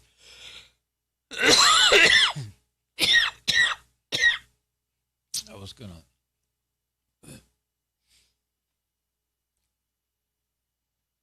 I was trying to find the deal. Well, it won't matter because I can't do it. It takes. It's not. I don't think it's really easy commands. Let's see. That didn't help. Thought maybe I would find a bunch of screenshots with mate in them, I guess. Yeah, mate, desktop, VirtualBox, startup settings. Oh, maybe it won't be as hard as I thought.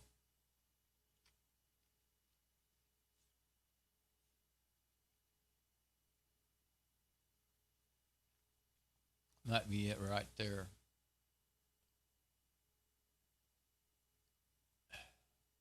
See what's. Now that's some terminal commands. Well, let's go ahead and look at them. Oh, I don't think I got them all. A lot of times there's too much in there. See, I don't see the beginning of it. So that probably won't work. I probably won't see the command. It's just sometimes I save it and then I realize, oh, I didn't get it.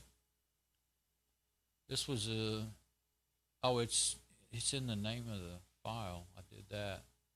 Yum install app make desktop. That's Yum. That's older. You know, it's not DNF. It still should work if you just change Yum to DNF. Install make desktop. And that would get everything you need, but it's still not going to be set up as what's going to be the problem. I'm pretty sure that's happened before when I used this installer. What's this? Nope. Nope.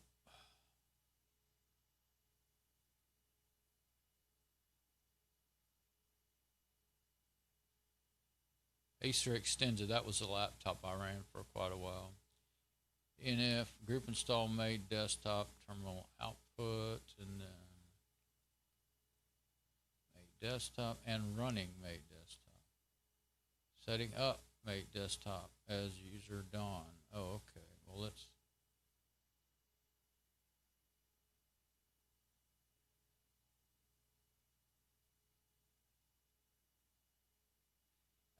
I was actually meant to kind of show my big old long install script, but this is actually more pertinent to what's going on right now. Oh, okay. When you just I'm used to when you double click on something in search results, it opens the file, but this searcher here doesn't do that. It takes you to that place where it was found. It is highlighted, I think. Yeah.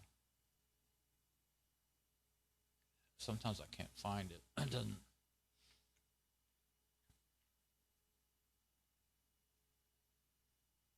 I wonder if I can do that. It's acting like maybe I could. Yeah, see, and there's another way to get in there. You could do the host name 9090, but that's evidently not running because you can just do the IP address. Yeah, it should have worked, and it didn't. Okay.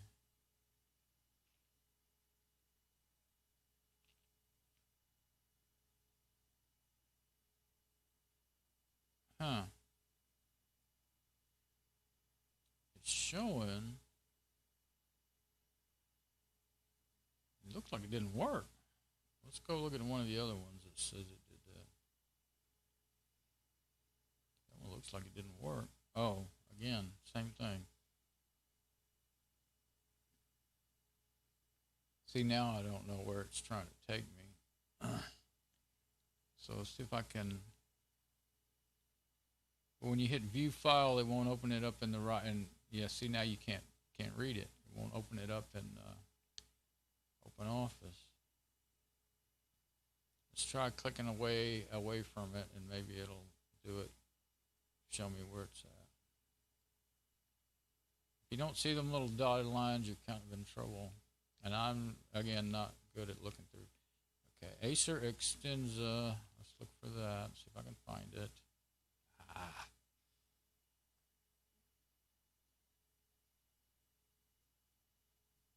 Here we go.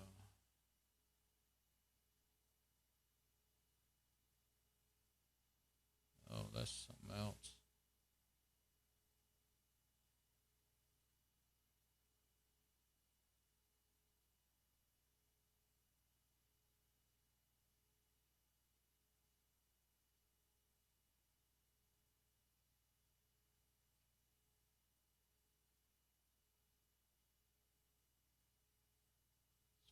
test. I forgot about that. You can, there's a command line speed test app you can use.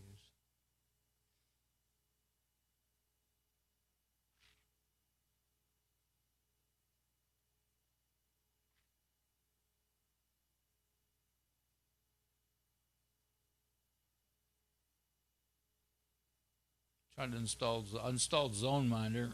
You can use you can use IP cams, USB cameras, wherever you want to set up a security system. It's a security system, camera system, but it's really hard to get set up and get working. I was trying it one more time. Years ago when I discovered it, it had a live CD so you could download, and it just worked, but it was only live, you know. You had to install it, and I tried here and there, back and forth, once in a while to set it up, and I never. It's just really hard. Still hard to set up. I can do it better. I almost got there last time because I understand a lot more than I did back then. But I'm not even finding anything like what I.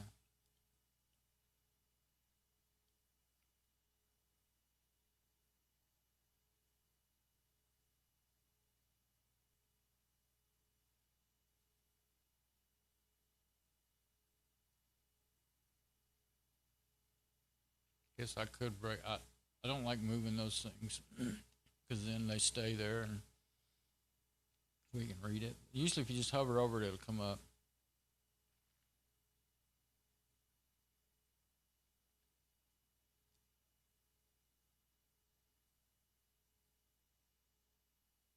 Yeah, that one was. That was just a setting up. What I don't understand is it looks like there's an error. And it didn't work in that one. That's the results of me running. See, I connected, and then what did I do? I can't tell where the command ends. That's what I'm not quite understanding about. I think it's got to at least go to. There shouldn't be a dot after that. I don't understand that. Okay, let's see if this one was a successful run.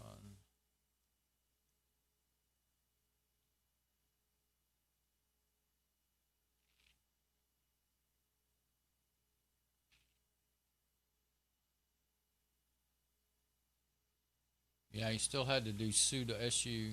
Now, that's what I'll do.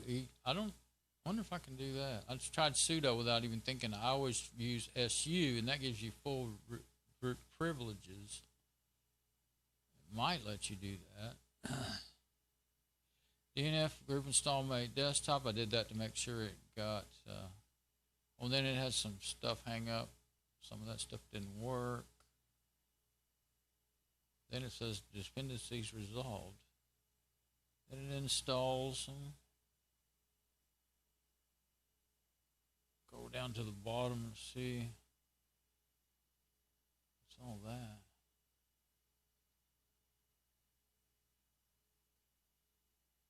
I went too far too fast. It's a long one.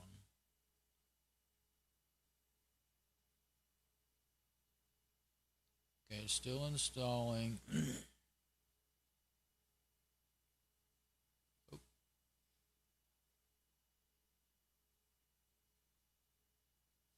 Complete.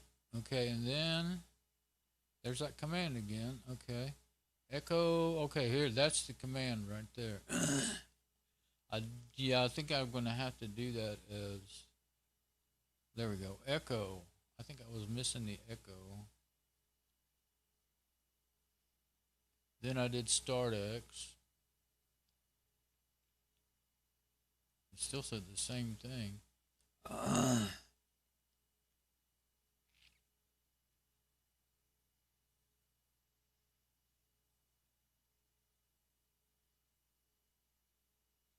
I don't know how I got all that. Or all that.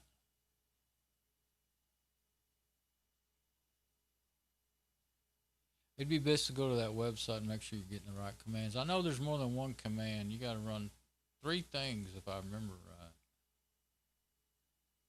do not know, those might be repeating errors. Sometimes I save stuff because I think I'm desperate, and I think I might go back through it and figure something out, and then later I find the exact right thing, and then I still have this in there. Yeah. So never know which is the best way to go looking for stuff.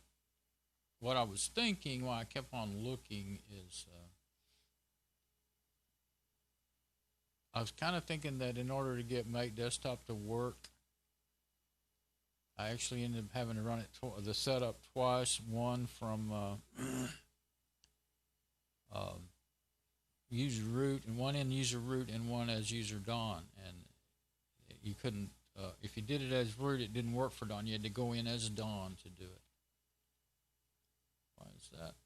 Oh, I'm still got top. No, I got out of top. Okay. I was going to say, am I stuck in top? So that's what I should have done. I'll try that once and then really mean it this time. I'm going to have to quit. Okay.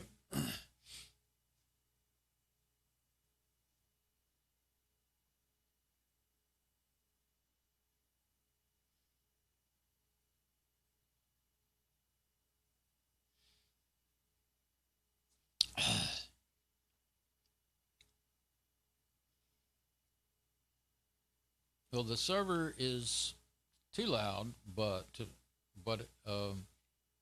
it's pretty much sounds just like it does when you watch like Morton's videos. You know, when he's in his server room. Well, the server is too loud. It doesn't. It's not so bad. I mean, I can forget about it for a while, but then if I've been sitting there for a couple hours listening to it, going on in the background. Then my ears get kind of, I'm like, oh man, my ears are tired, So definitely has to go in the closet or in the rack inside of a box or something. But I think I'm going to start with the closet, I believe. Let's see.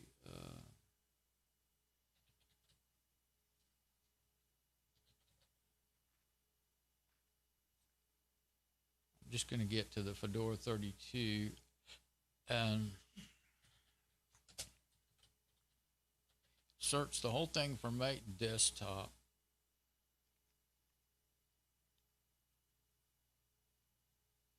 Oh yeah, it would be at that server world. There it is, server world.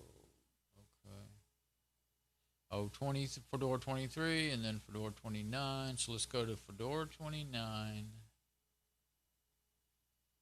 and then maybe see if we can find Fedora 32 in here. Find out.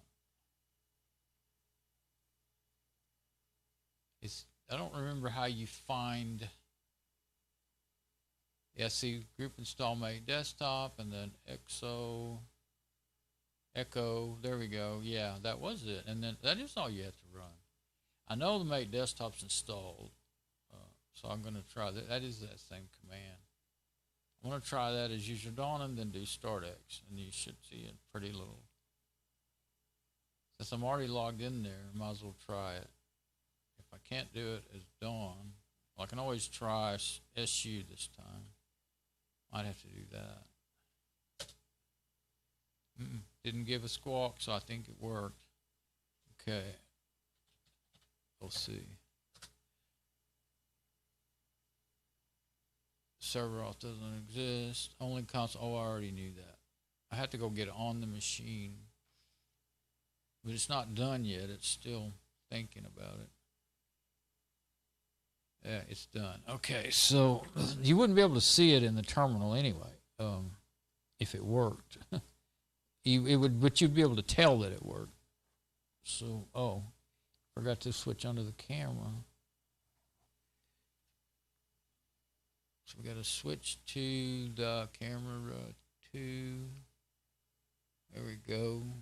Make sure it's not locked up. Okay, now camera 2. Stay right there, I guess, because I'm going to switch to the other machine now.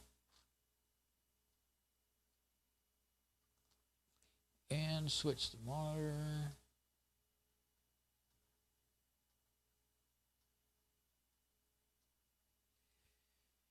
should get our command line back. Okay, yeah. Okay, we need to log in as done. Yeah, it showed that activate the web console with systemctl enable now. Oh, cockpit socket.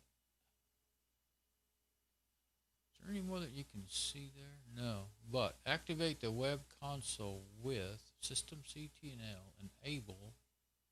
Yeah, that cockpit that I was trying to get into, it saw that I was trying to get in there. Try it again. SYSTE. Oh, I'm not logged in.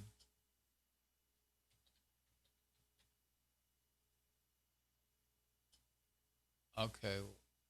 Now I'm not sure what I want to do. Dawn or root. I guess I'll have to try and write that down. It's the only way I'm going to. Because as soon as I start typing, it's probably going to go off the top of the screen and I ain't going to be able to see it anymore. Activate.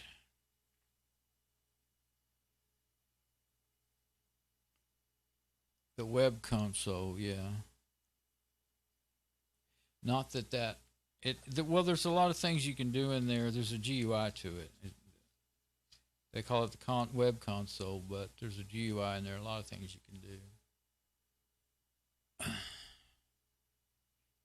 You can get in the command line, but it's limited. You can't copy and paste into it at all, I don't think, or it's hard to do or something. It's easier if you're going to work in a remote console. Just open up your favorite terminal app remotely. But if you want the GUI stuff in Cockpit, then start Cockpit up or get it set up.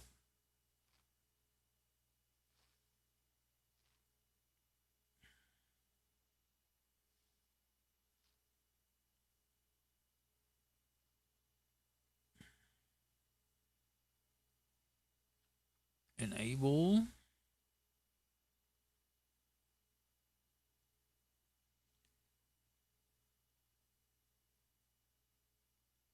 Now,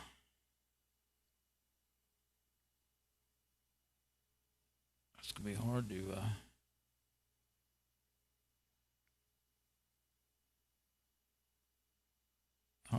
get it typed back out right because I can't write it all in one line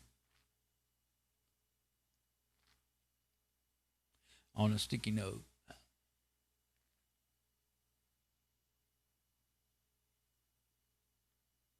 Okay, now to activate the web console, I didn't write the word console in there. Very good, Dawn.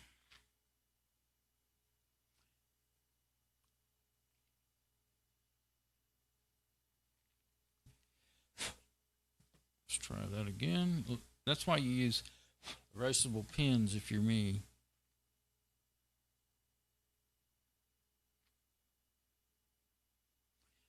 Console, CONSOLE.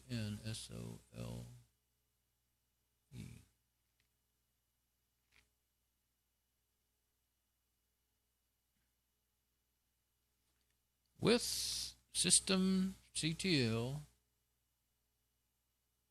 space enable space dash dash now space cockpit cockpit dot socket. All right, and it's at the login screen. So let's see. Oh, what did I do a while ago? I tried to run that. Well, I ran that command. Now I didn't try it with sudo. Probably should have done that. But I'm going to do this first now. I'll go ahead and log in as root, I guess. Well, let's log in as Dawn and see if it will do startx first, because I just got through running that command.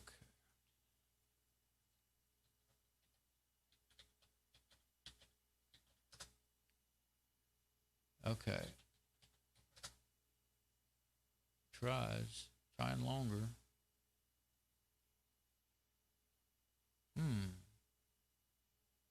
Oh, look at there. It's working.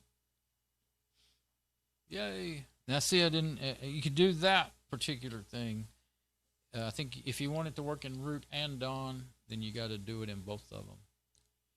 But the big problem is the last time on that Fedora 29 server, I never did figure out how to get it to automatically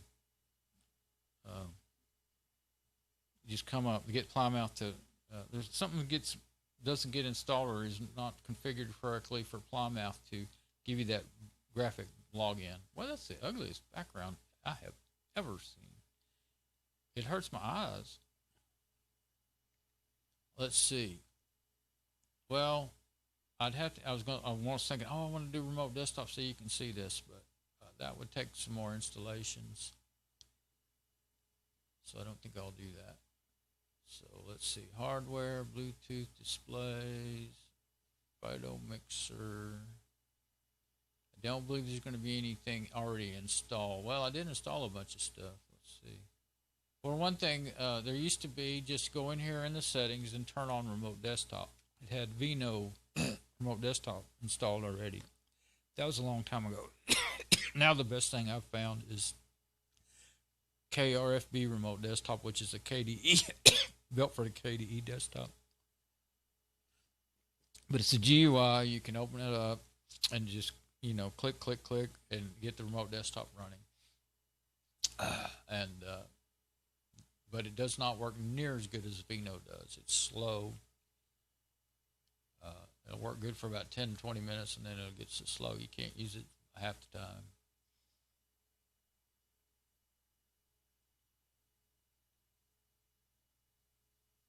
I don't know what FFADO mixer is, but let's don't play with everything we see yet. Administration, DNF, Dragora. The icons are a little more colorful. You can change all that if you wanted to, any way you want. The control center, like normal, and I don't like the little arrows. I like the regular plus and minus and stuff. See what all's in there. I don't use the control center too much. I have more trouble finding stuff in here than I do, even with the search and everything, than I do finding it up in the menus the way I was looking a while ago. I don't know if that mixer's an audio mixer. It must be. But usually it's ALSA and Pulse audio mixers that you use in Fedora. Audio mixers. Got OpenJDK in there already. Not changing. I was clicking on those to see, you know, like different categories and stuff. I'll go do all those settings later.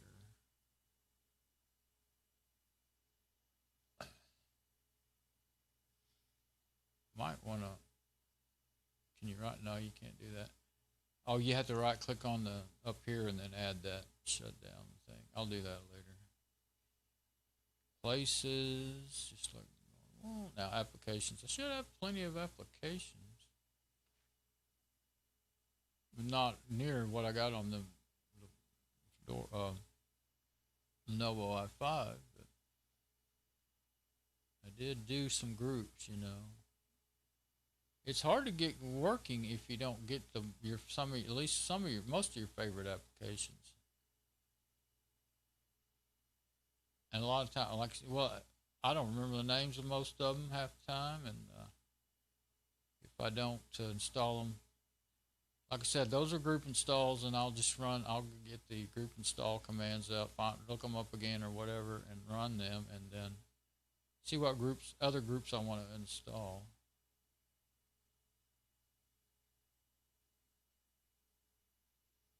There's Security Lab, and all of that's going to be command line stuff.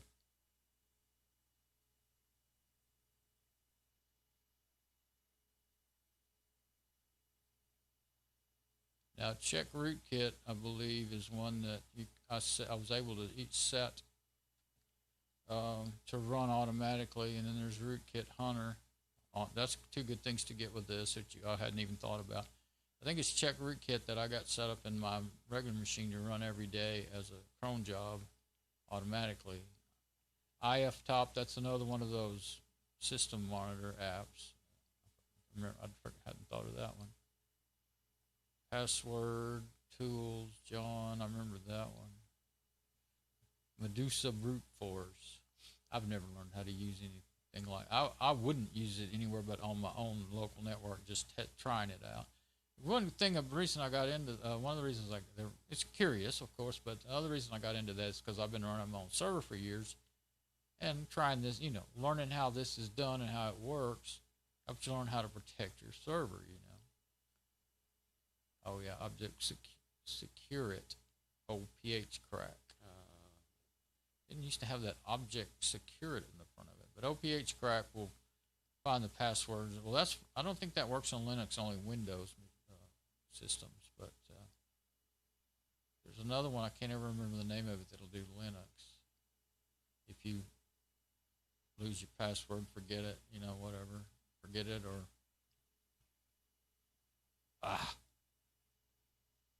but I don't think I put all this on this system I'm running right now, because it has so much command line stuff, and I'd always run across it by accident and just popping up in my face, or I start wanting to look through there all the time and forgetting that, heck, there's hardly anything that's even GUI in there, And I just install the security apps that I want that are GUI instead. Now here's a bunch of sound and video stuff. Yeah, there's Pulse Audio. That one there's got me curious. Maybe I should open it and see what it is. Rack, that's the one I saw getting installed. That's real-time audio effects processing for guitar. Output generator, XF burn, that's to burn CDs and DVDs. And then ALSA mixer. Of course, you can just get that by right-clicking on right-clicking on the speaker icon up at the top right. I think you can get to both of them that way now. I think they both come up. ALSA and I forgot the name of it. Pulse Audio. Used to, you got ALSA and you had to install Pulse Audio if you wanted to have more control. And then if you really want to get into it, you can install Jack and learn how to use that. Yeah, here's some. Yeah, I do have some Jack on there. I don't think it's got it all though. It doesn't look like it.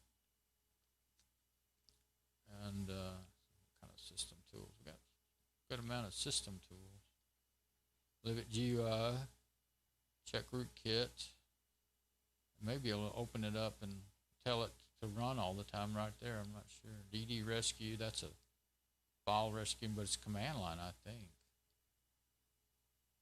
Like it, finding accidentally deleted files or broken. Might even, the one I use is forgot the name of it, but it'll broken and lost partitions. You can bring them back. Test disk. I hadn't seen that so far. There's gparted, but that comes with Fedora now. It's in there twice. I must be might be command line and graphic, because that one has an icon. What is that? Foremost file carver.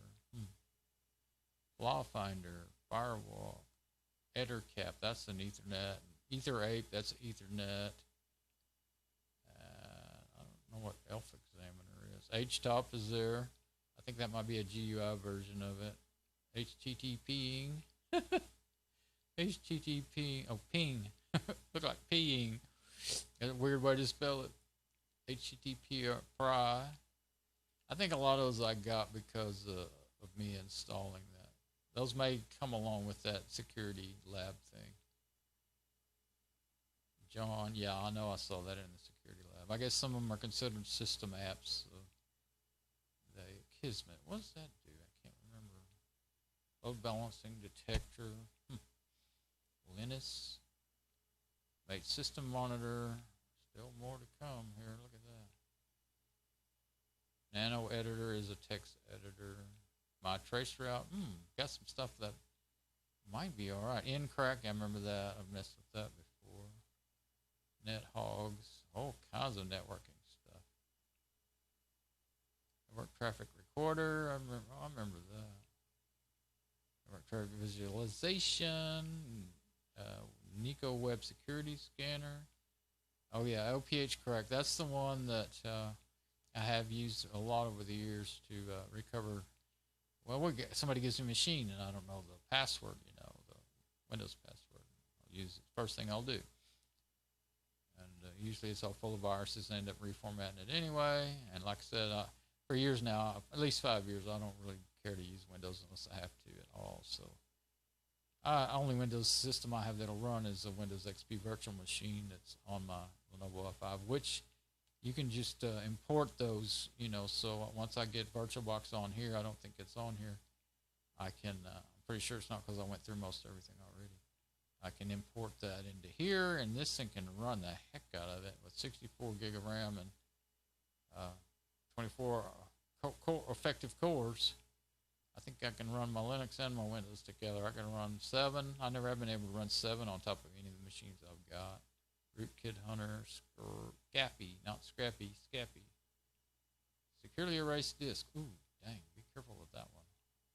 I don't know without what that on there. SC Linux Troubleshooter, that is, I was talking about SC Linux. That's a troubleshooter where you can, if it does stop something from working that you need to work, you can go in there and figure out how to, it'll help you figure out how to let it work. And it also, you can look at it and see if you've been breached, you know, if you can figure it out by using that. Yeah, all these extra apps, I think that's probably why I didn't have the, see, it adds all these extra apps and makes it so much harder to find the everyday apps. It puts them in your, not only in your security lab, but also in your system menu. A whole bunch of them go in here.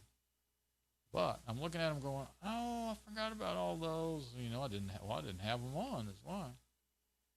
XFBE terminal, let's see, universal access, and that's it. So see, that is like a fourth or maybe a third of what I have on the other system on my and I'm going to be wanting most all of that. I don't want the ones that for the that was trying to set up the iSCSI drives. That didn't work, and I didn't want to learn how to do it. Really didn't have any use for it. And all it does is just hang up on boot, and it's trying to mount those drives and then makes the boot last like a minute and a half or something. So anyway, it's looking good, just like what I wanted. See if I can, oh, we got to unlock them so you can move them. Just move. Oh yeah, let's open up the, oh, I got to unlock all of them so that I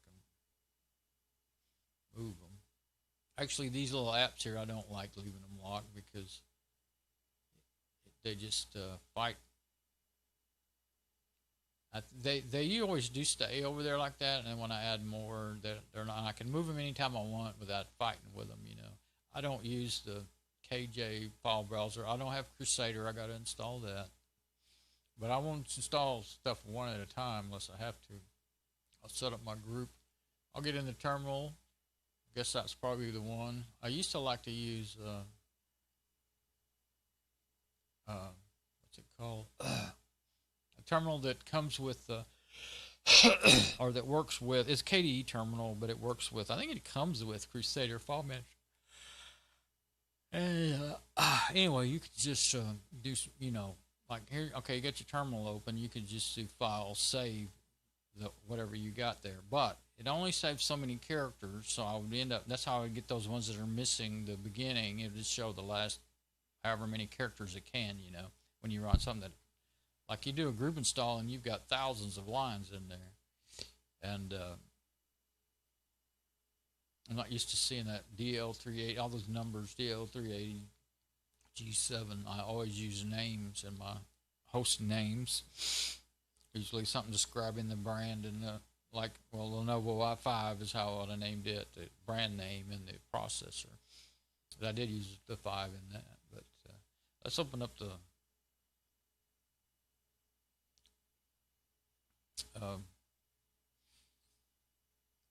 Firefox.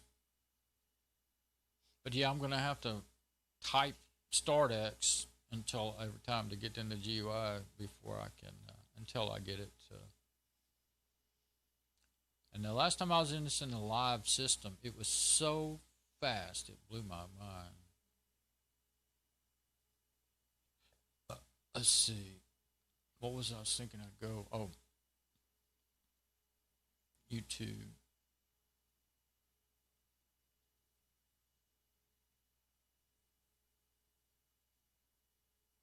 There we go. Now, I don't have an ad blocker on here or anything. I'm going to go to my channel and see what it looks like. There we go. See what my live stream looks like. I won't be able to hear it because I don't have any sound. Oh, what does it needs? One thing I didn't mention. First thing you need to do when you install a new system is run DNF update. And do it in the terminal, because sometimes when they're brand new, the GUI will hang up and give you a pain. Sometimes even break things. You never know when it will or won't do that. And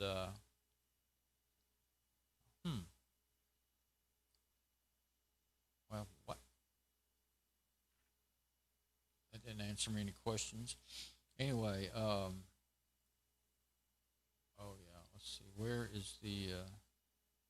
I haven't got anything set up, so. Oh yeah, I will use Firefox Sync to get my add-ons and stuff synced over here, I think, to this. I want to see, one thing I wanted to know was what version. No, that's not what I want.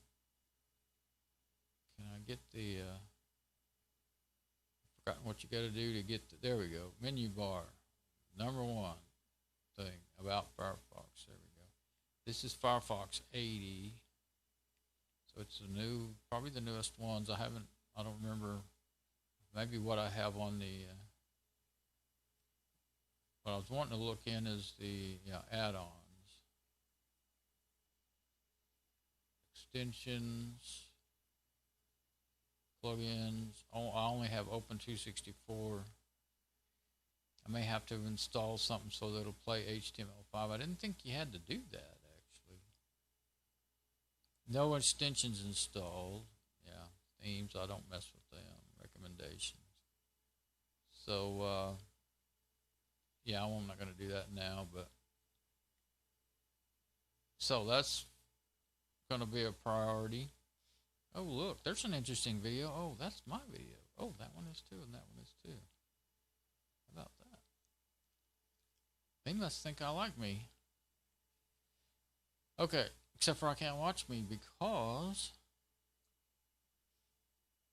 yes, close the tabs. Definitely, I usually do not bother with the desktop background anymore. I used to use one called Wallpapers. It's a little Python app. I actually learned how to kind of edit it a little bit, I think. But anyway, it would automatically, you could point it to your pictures directory, and then it would automatically change the desktop background over 30 seconds to 10 minutes or something, and I used to love that. It's still on my Fedora 14 system, but it didn't run good on the newer versions. It was using I think it had a memory hole in it or something. It was using up all kinds of resources, so I had to quit using it. Kind of odd that it works good on Fedora 14 but not on 23 or 28. This system I don't want to run anything that's leaky, going to use up unnecessarily anything. What is that? I think that's the icon for that. Didn't do anything. Update. Oh, these are the updates. Well, I don't want to do that right now. Yeah, so it's got updates. It's ready to, but like I said, it'd really be safer probably. It usually is wiser to do your very first update in the command line, and then if anything goes wrong, you'll be able to see it in the readout. I have forgotten and just clicked on it and it worked in the last few, distros. See, that's up all the way by default. But that's the, the audio. Then sound preferences. I think this might be the Pulse audio mixer. Hardware. Okay, what it has, and I knew there was going to be an audio hardware in the video card. Elsevier HDMI audio Radeon X 470, 480, 570, 580, 590 disabled off. Can't turn it on. Well, it's off because my monitor does not have HDMI and it has a DVI-D, and I'm using an adapter, so there's no transfer of audio.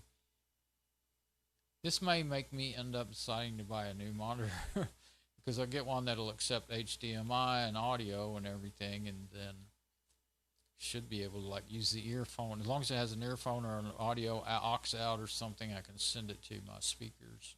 I wouldn't want to hear it through the. I mean, there's some tiny little speakers in this monitor. They're horrid. They make a phone speaker sound great, you know. And so, you know, they're not. I think you have to plug in a cable to them to get them to work or something. They're. I never hear them. They're not. I don't think they're just turned off, because if they were, they'd probably turn themselves back on, like if the thing reset itself after a power loss or something. I tried them out. Yeah, I remember the big old green cable, black cable with green ends. That was a terrible cable. It was really noisy. If you plug it into something as a line level cable, it would move it and it would make noise. And oddly enough, the line level signal would like get twice as loud as normal. But it was so noisy, I never used it until recently. I needed a long cable. It was fairly long. I guess I needed to plug two together is what it was. And I used it on my their computer speakers, Jensen computer speakers from Windows 98 computer in 1998. Still work fine. The volume knobs are a little, you know, they'll staticky, and you have to kind of mess with them to get the volume to be right on both, you know, go lose one side, you know. But I have them plugged only into. I could plug two things into them. My DVD player, which I use every night as I'm going to sleep, listen to Bible CDs, and when I wake up, and sometimes I'll plug a phone in there or something once in a while. So, but yeah, so you can't even try it out. I can see right now, that's something I was wondering about. You see right now that as long as that HDMI cable, so this HDMI cable does carry sound. It's not one that carries Ethernet, but it does carry sound and video. And I think I even tested it of that once. But yeah, you can't even turn it on. But it's there. It's seen by the system. That's awesome. But unless I could find some sort of adapter that would split it, you know, like, you know, send the audio one way, preferably to an analog output, so I could just plug it into with an RCA cable or a 3.5 millimeter cable, and then the other one go to the DVI on the monitor. I don't have any. This monitor is fine. It's just the right size, and it's high enough resolution for me. Actually, 1080, 1920 by 1080 is the biggest you can get over this. Biggest. It looks like it's the biggest I can get over this cable, this DVI HDMI output. What's this? Monitor of dummy output. That's weird. That's the only thing in there, and it's selected. Output. Dummy output stereo. I guess it's doing that as a placeholder because there's nothing being seen there. Yeah, so for audio out, that's right, I don't have any. Oh, audio out. Yes, it would be out. I guess it's doing that because this thing is, it doesn't see that it's connected to anything that it can use. So it's just like that, I guess. No inputs. Yeah, so when I start using this thing, I'm probably gonna. Okay, I had forgot. Well, I have some USB sound cards, and I could plug one of them in there. Let's don't do that now until I get remote desktop so you can see what I'm doing. I need to quit, like I said. I'm all excited now. But they're noisy, not very good. I don't know that they might, if they were okay on this server, I would use them at least for a good while. But I do have some PCI sound cards, and I've got more PCI slots, so they're pretty old though. But if I had like an old Sound Blaster or something that sounded good, had good stereo, I'd put it in there and use it. And I wouldn't bother buying a new monitor or anything. I guess it wouldn't hurt anything. It'll see it, but it just has it turned off. You can't try and use it, so I guess it won't hurt anything to, you know, leave it like that. I don't use sound effects anymore, so enable window and button sounds. They got to where they bothered me too much. So there we go. Yeah, when I get this thing all set up and I want to start doing live streams, I'll have to have good audio. I want good audio input, and those USBs, I've tried them, and they're only mono in the first place, which OBS can do that fine. It'll take a mono and turn it into stereo or quad or whatever you want. and really that's all I'm sending anyway. Through even though my mixer has stereo outputs, you know, my SM58's mono going in and then turned into stereo. Not, I don't guess it's not. I wouldn't call it real stereo because stereo miking is like mics in two different positions, and you get that stereo effect. But anyway, it's taking this, you know, SM58 or the lapels. Well, the lapels go straight through the Wi-Fi, straight into the computer, so that would actually still work without any sound card or anything. I could do that, but they're not. You never know when they might quit too. They're not near as dependable. I've had the SM58 quit. Crazy things going on. Signal being lost. Usually a cable or something, but I've had it quit on me. It's gotten louder. I think it may be warming up now. Well, I guess it's warming up because it's actually running an operating system. Of course, obviously not working hard or anything, but let's see what that FADO mixer is. FFADO. I gotta see what it is. Never seen that before, that I remember. I thought that was the icon for it up there, but that was the update. Okay. Somehow the connection to the dbus service FADO couldn't be established. Shall we make another try? Login handler. Could not communicate with FADO bus service. Oh, I thought I might be missing something in that message. It says service ... Don't know what that is or how to use it. So FIDO. Let's see. Approach to have a new approach to have FireWire audio on Linux. Oh, I was just saw one of my mobile machines, and it had a FireWire PCI card. I was like, oh, that's cool. It's one that I'm not having, you know, set up to. I don't think it's. If I remember right, it's like a Pentium 3. It's not really worth messing with too much. Sometimes the cards can be really cool cards. You know, the PCI cards. Huh. FireWire audio. And I used my recording of my albums. More the second one. Marty, the guy who played all the music, I did the singing and wrote the lyrics, and he played all the music, guitars, bass, drums, keyboard on one song. He had a FireWire audio output, and it was always quitting at the worst time. It's a Mac with a Mac recording suite, a DAW, digital audio workstation. This was back in, I think, 02, yeah. We recorded some stuff in like 92, 91, 92, and that was on cassette, an ADAT. He had it was a DAT, just a stereo DAT and a high quality stereo cassette, and we were bouncing tracks. He had a multi-track recorder, but it was something going on with it. It was out of whack, and he was getting it fixed or something. Then I don't know if he ever got it fixed or not, but I ended up later, years later, getting a Mac computer and recording straight, from a 32-channel Mac to a Mac computer. That's the people who did the work. Okay, so,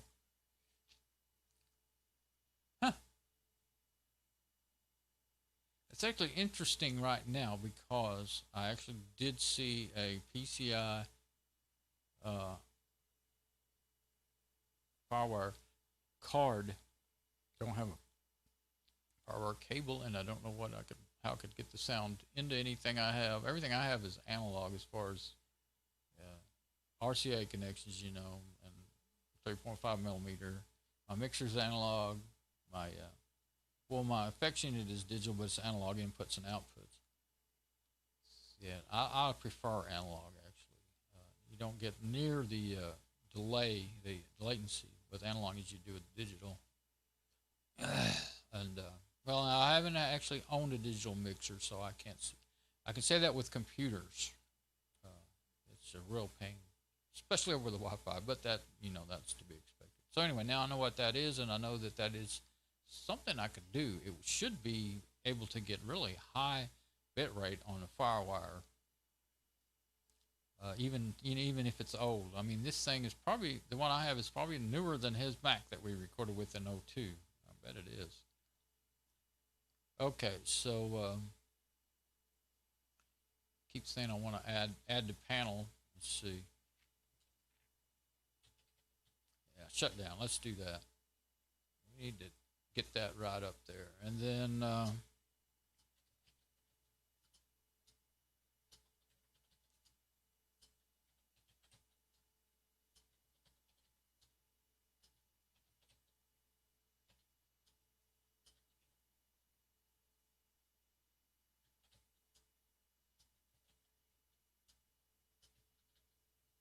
trying to find the force quit. That's it. Force quit. There we go. That's all I probably want. That's all I have on my other system. I usually like to put a divider, though, between those. Let's see. Add the panel divider. See if I can just find it. Separator. That's it. There we go. That'll keep, because otherwise these things will get, sometimes when things go wonky, they'll get mixed in with those, and that's a pain. I don't like that. And I like them to be more straight over to there, but let's see. Whoops, went past the divider. Yeah. And that probably has that space in there because that's like where the weather would show up or something, so I'm going to leave that.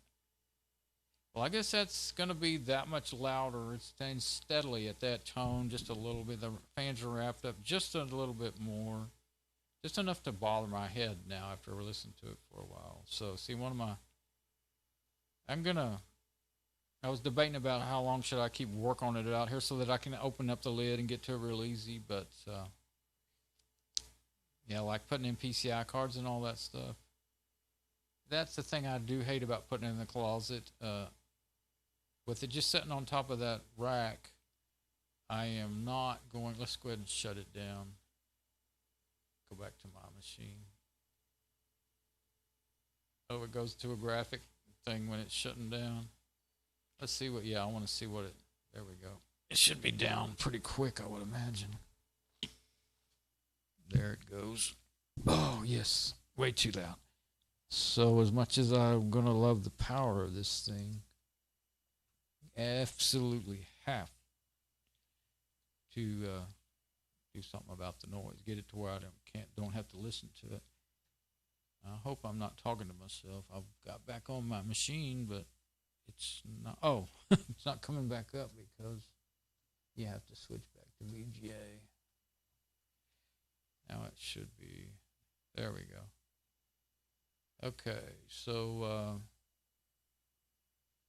what do we got here? Oh, that's where I did my work. Let's go.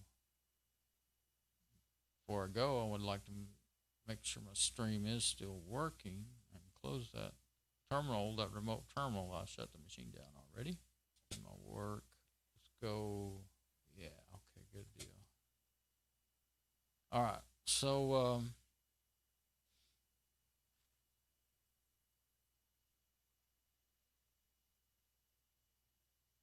the old server. Have I lost my camera one? Yes, I have.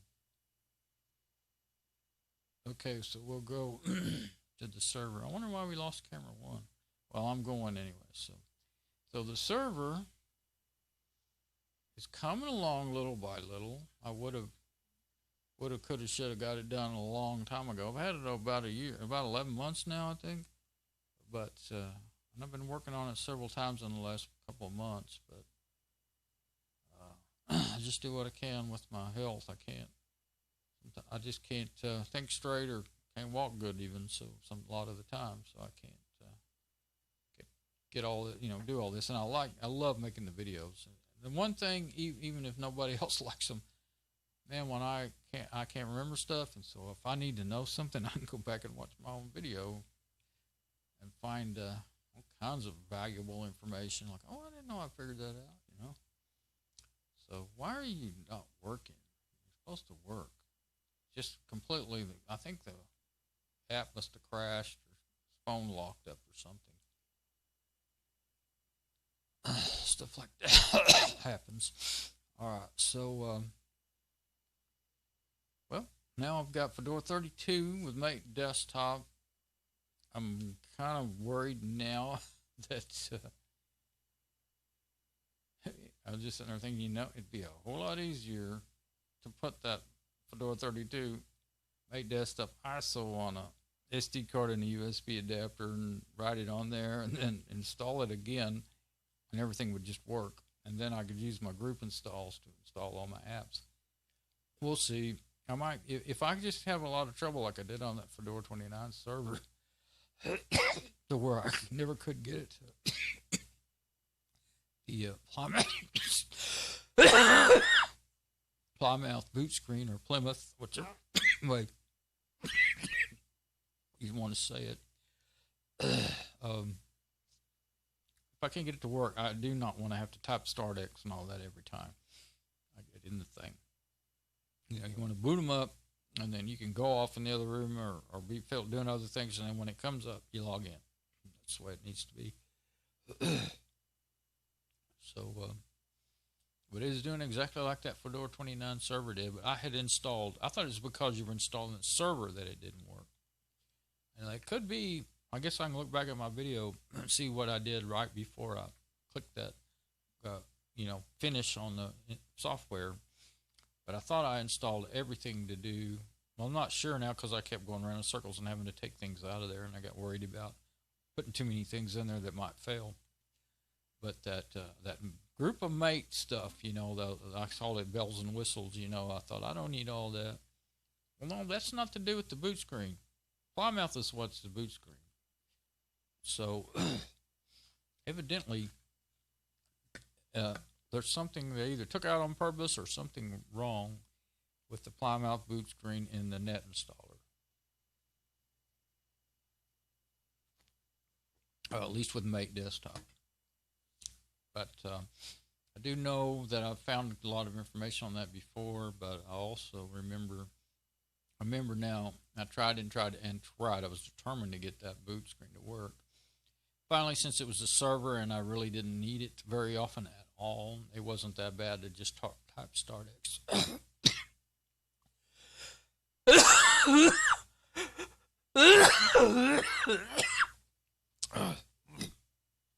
Anyway, yeah, the more I think about it,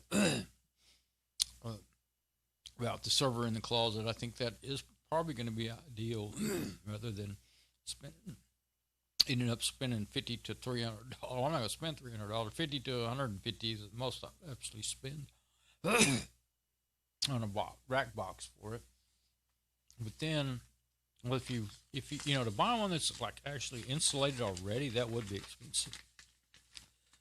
So I, you know, would have to buy one and then insulate it with some insulation.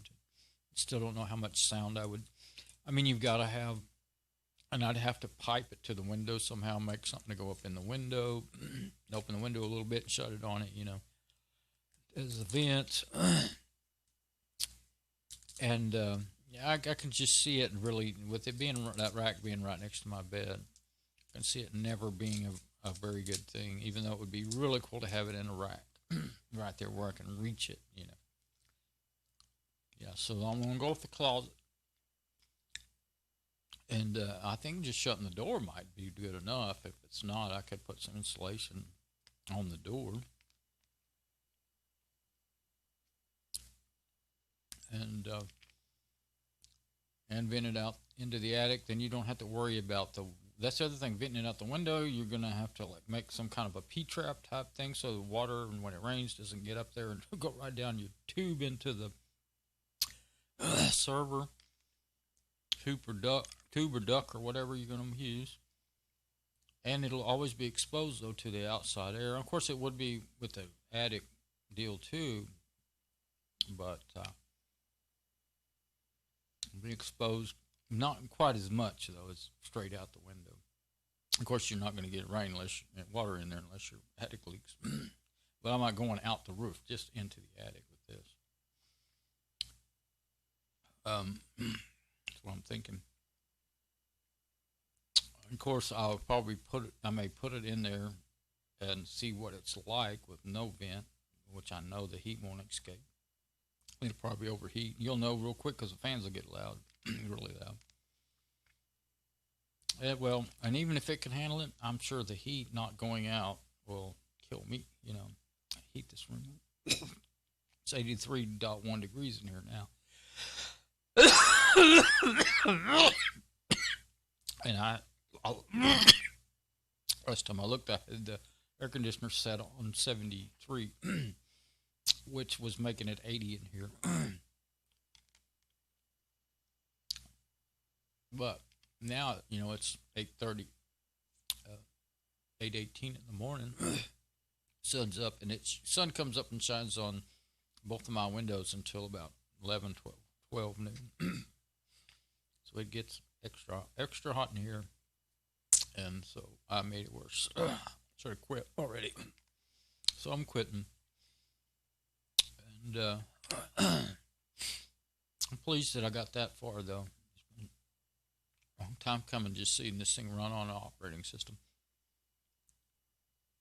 and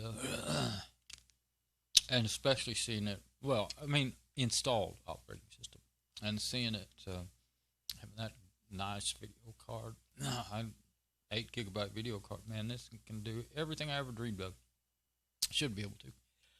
Everything's working great, and I haven't seen any problems. Last time I got a little scared when I shut it down for probably 10 or more minutes, and then turned it back on, and the fans on the video card got super loud and wouldn't quit.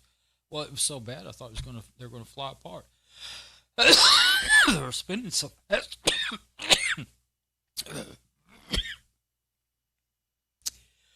So I shut it. Well, I was ready to quit that day anyway, so I shut it down.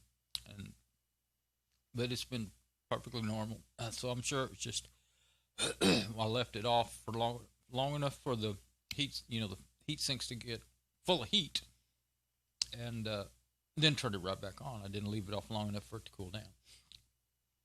So, all right, we'll see you later.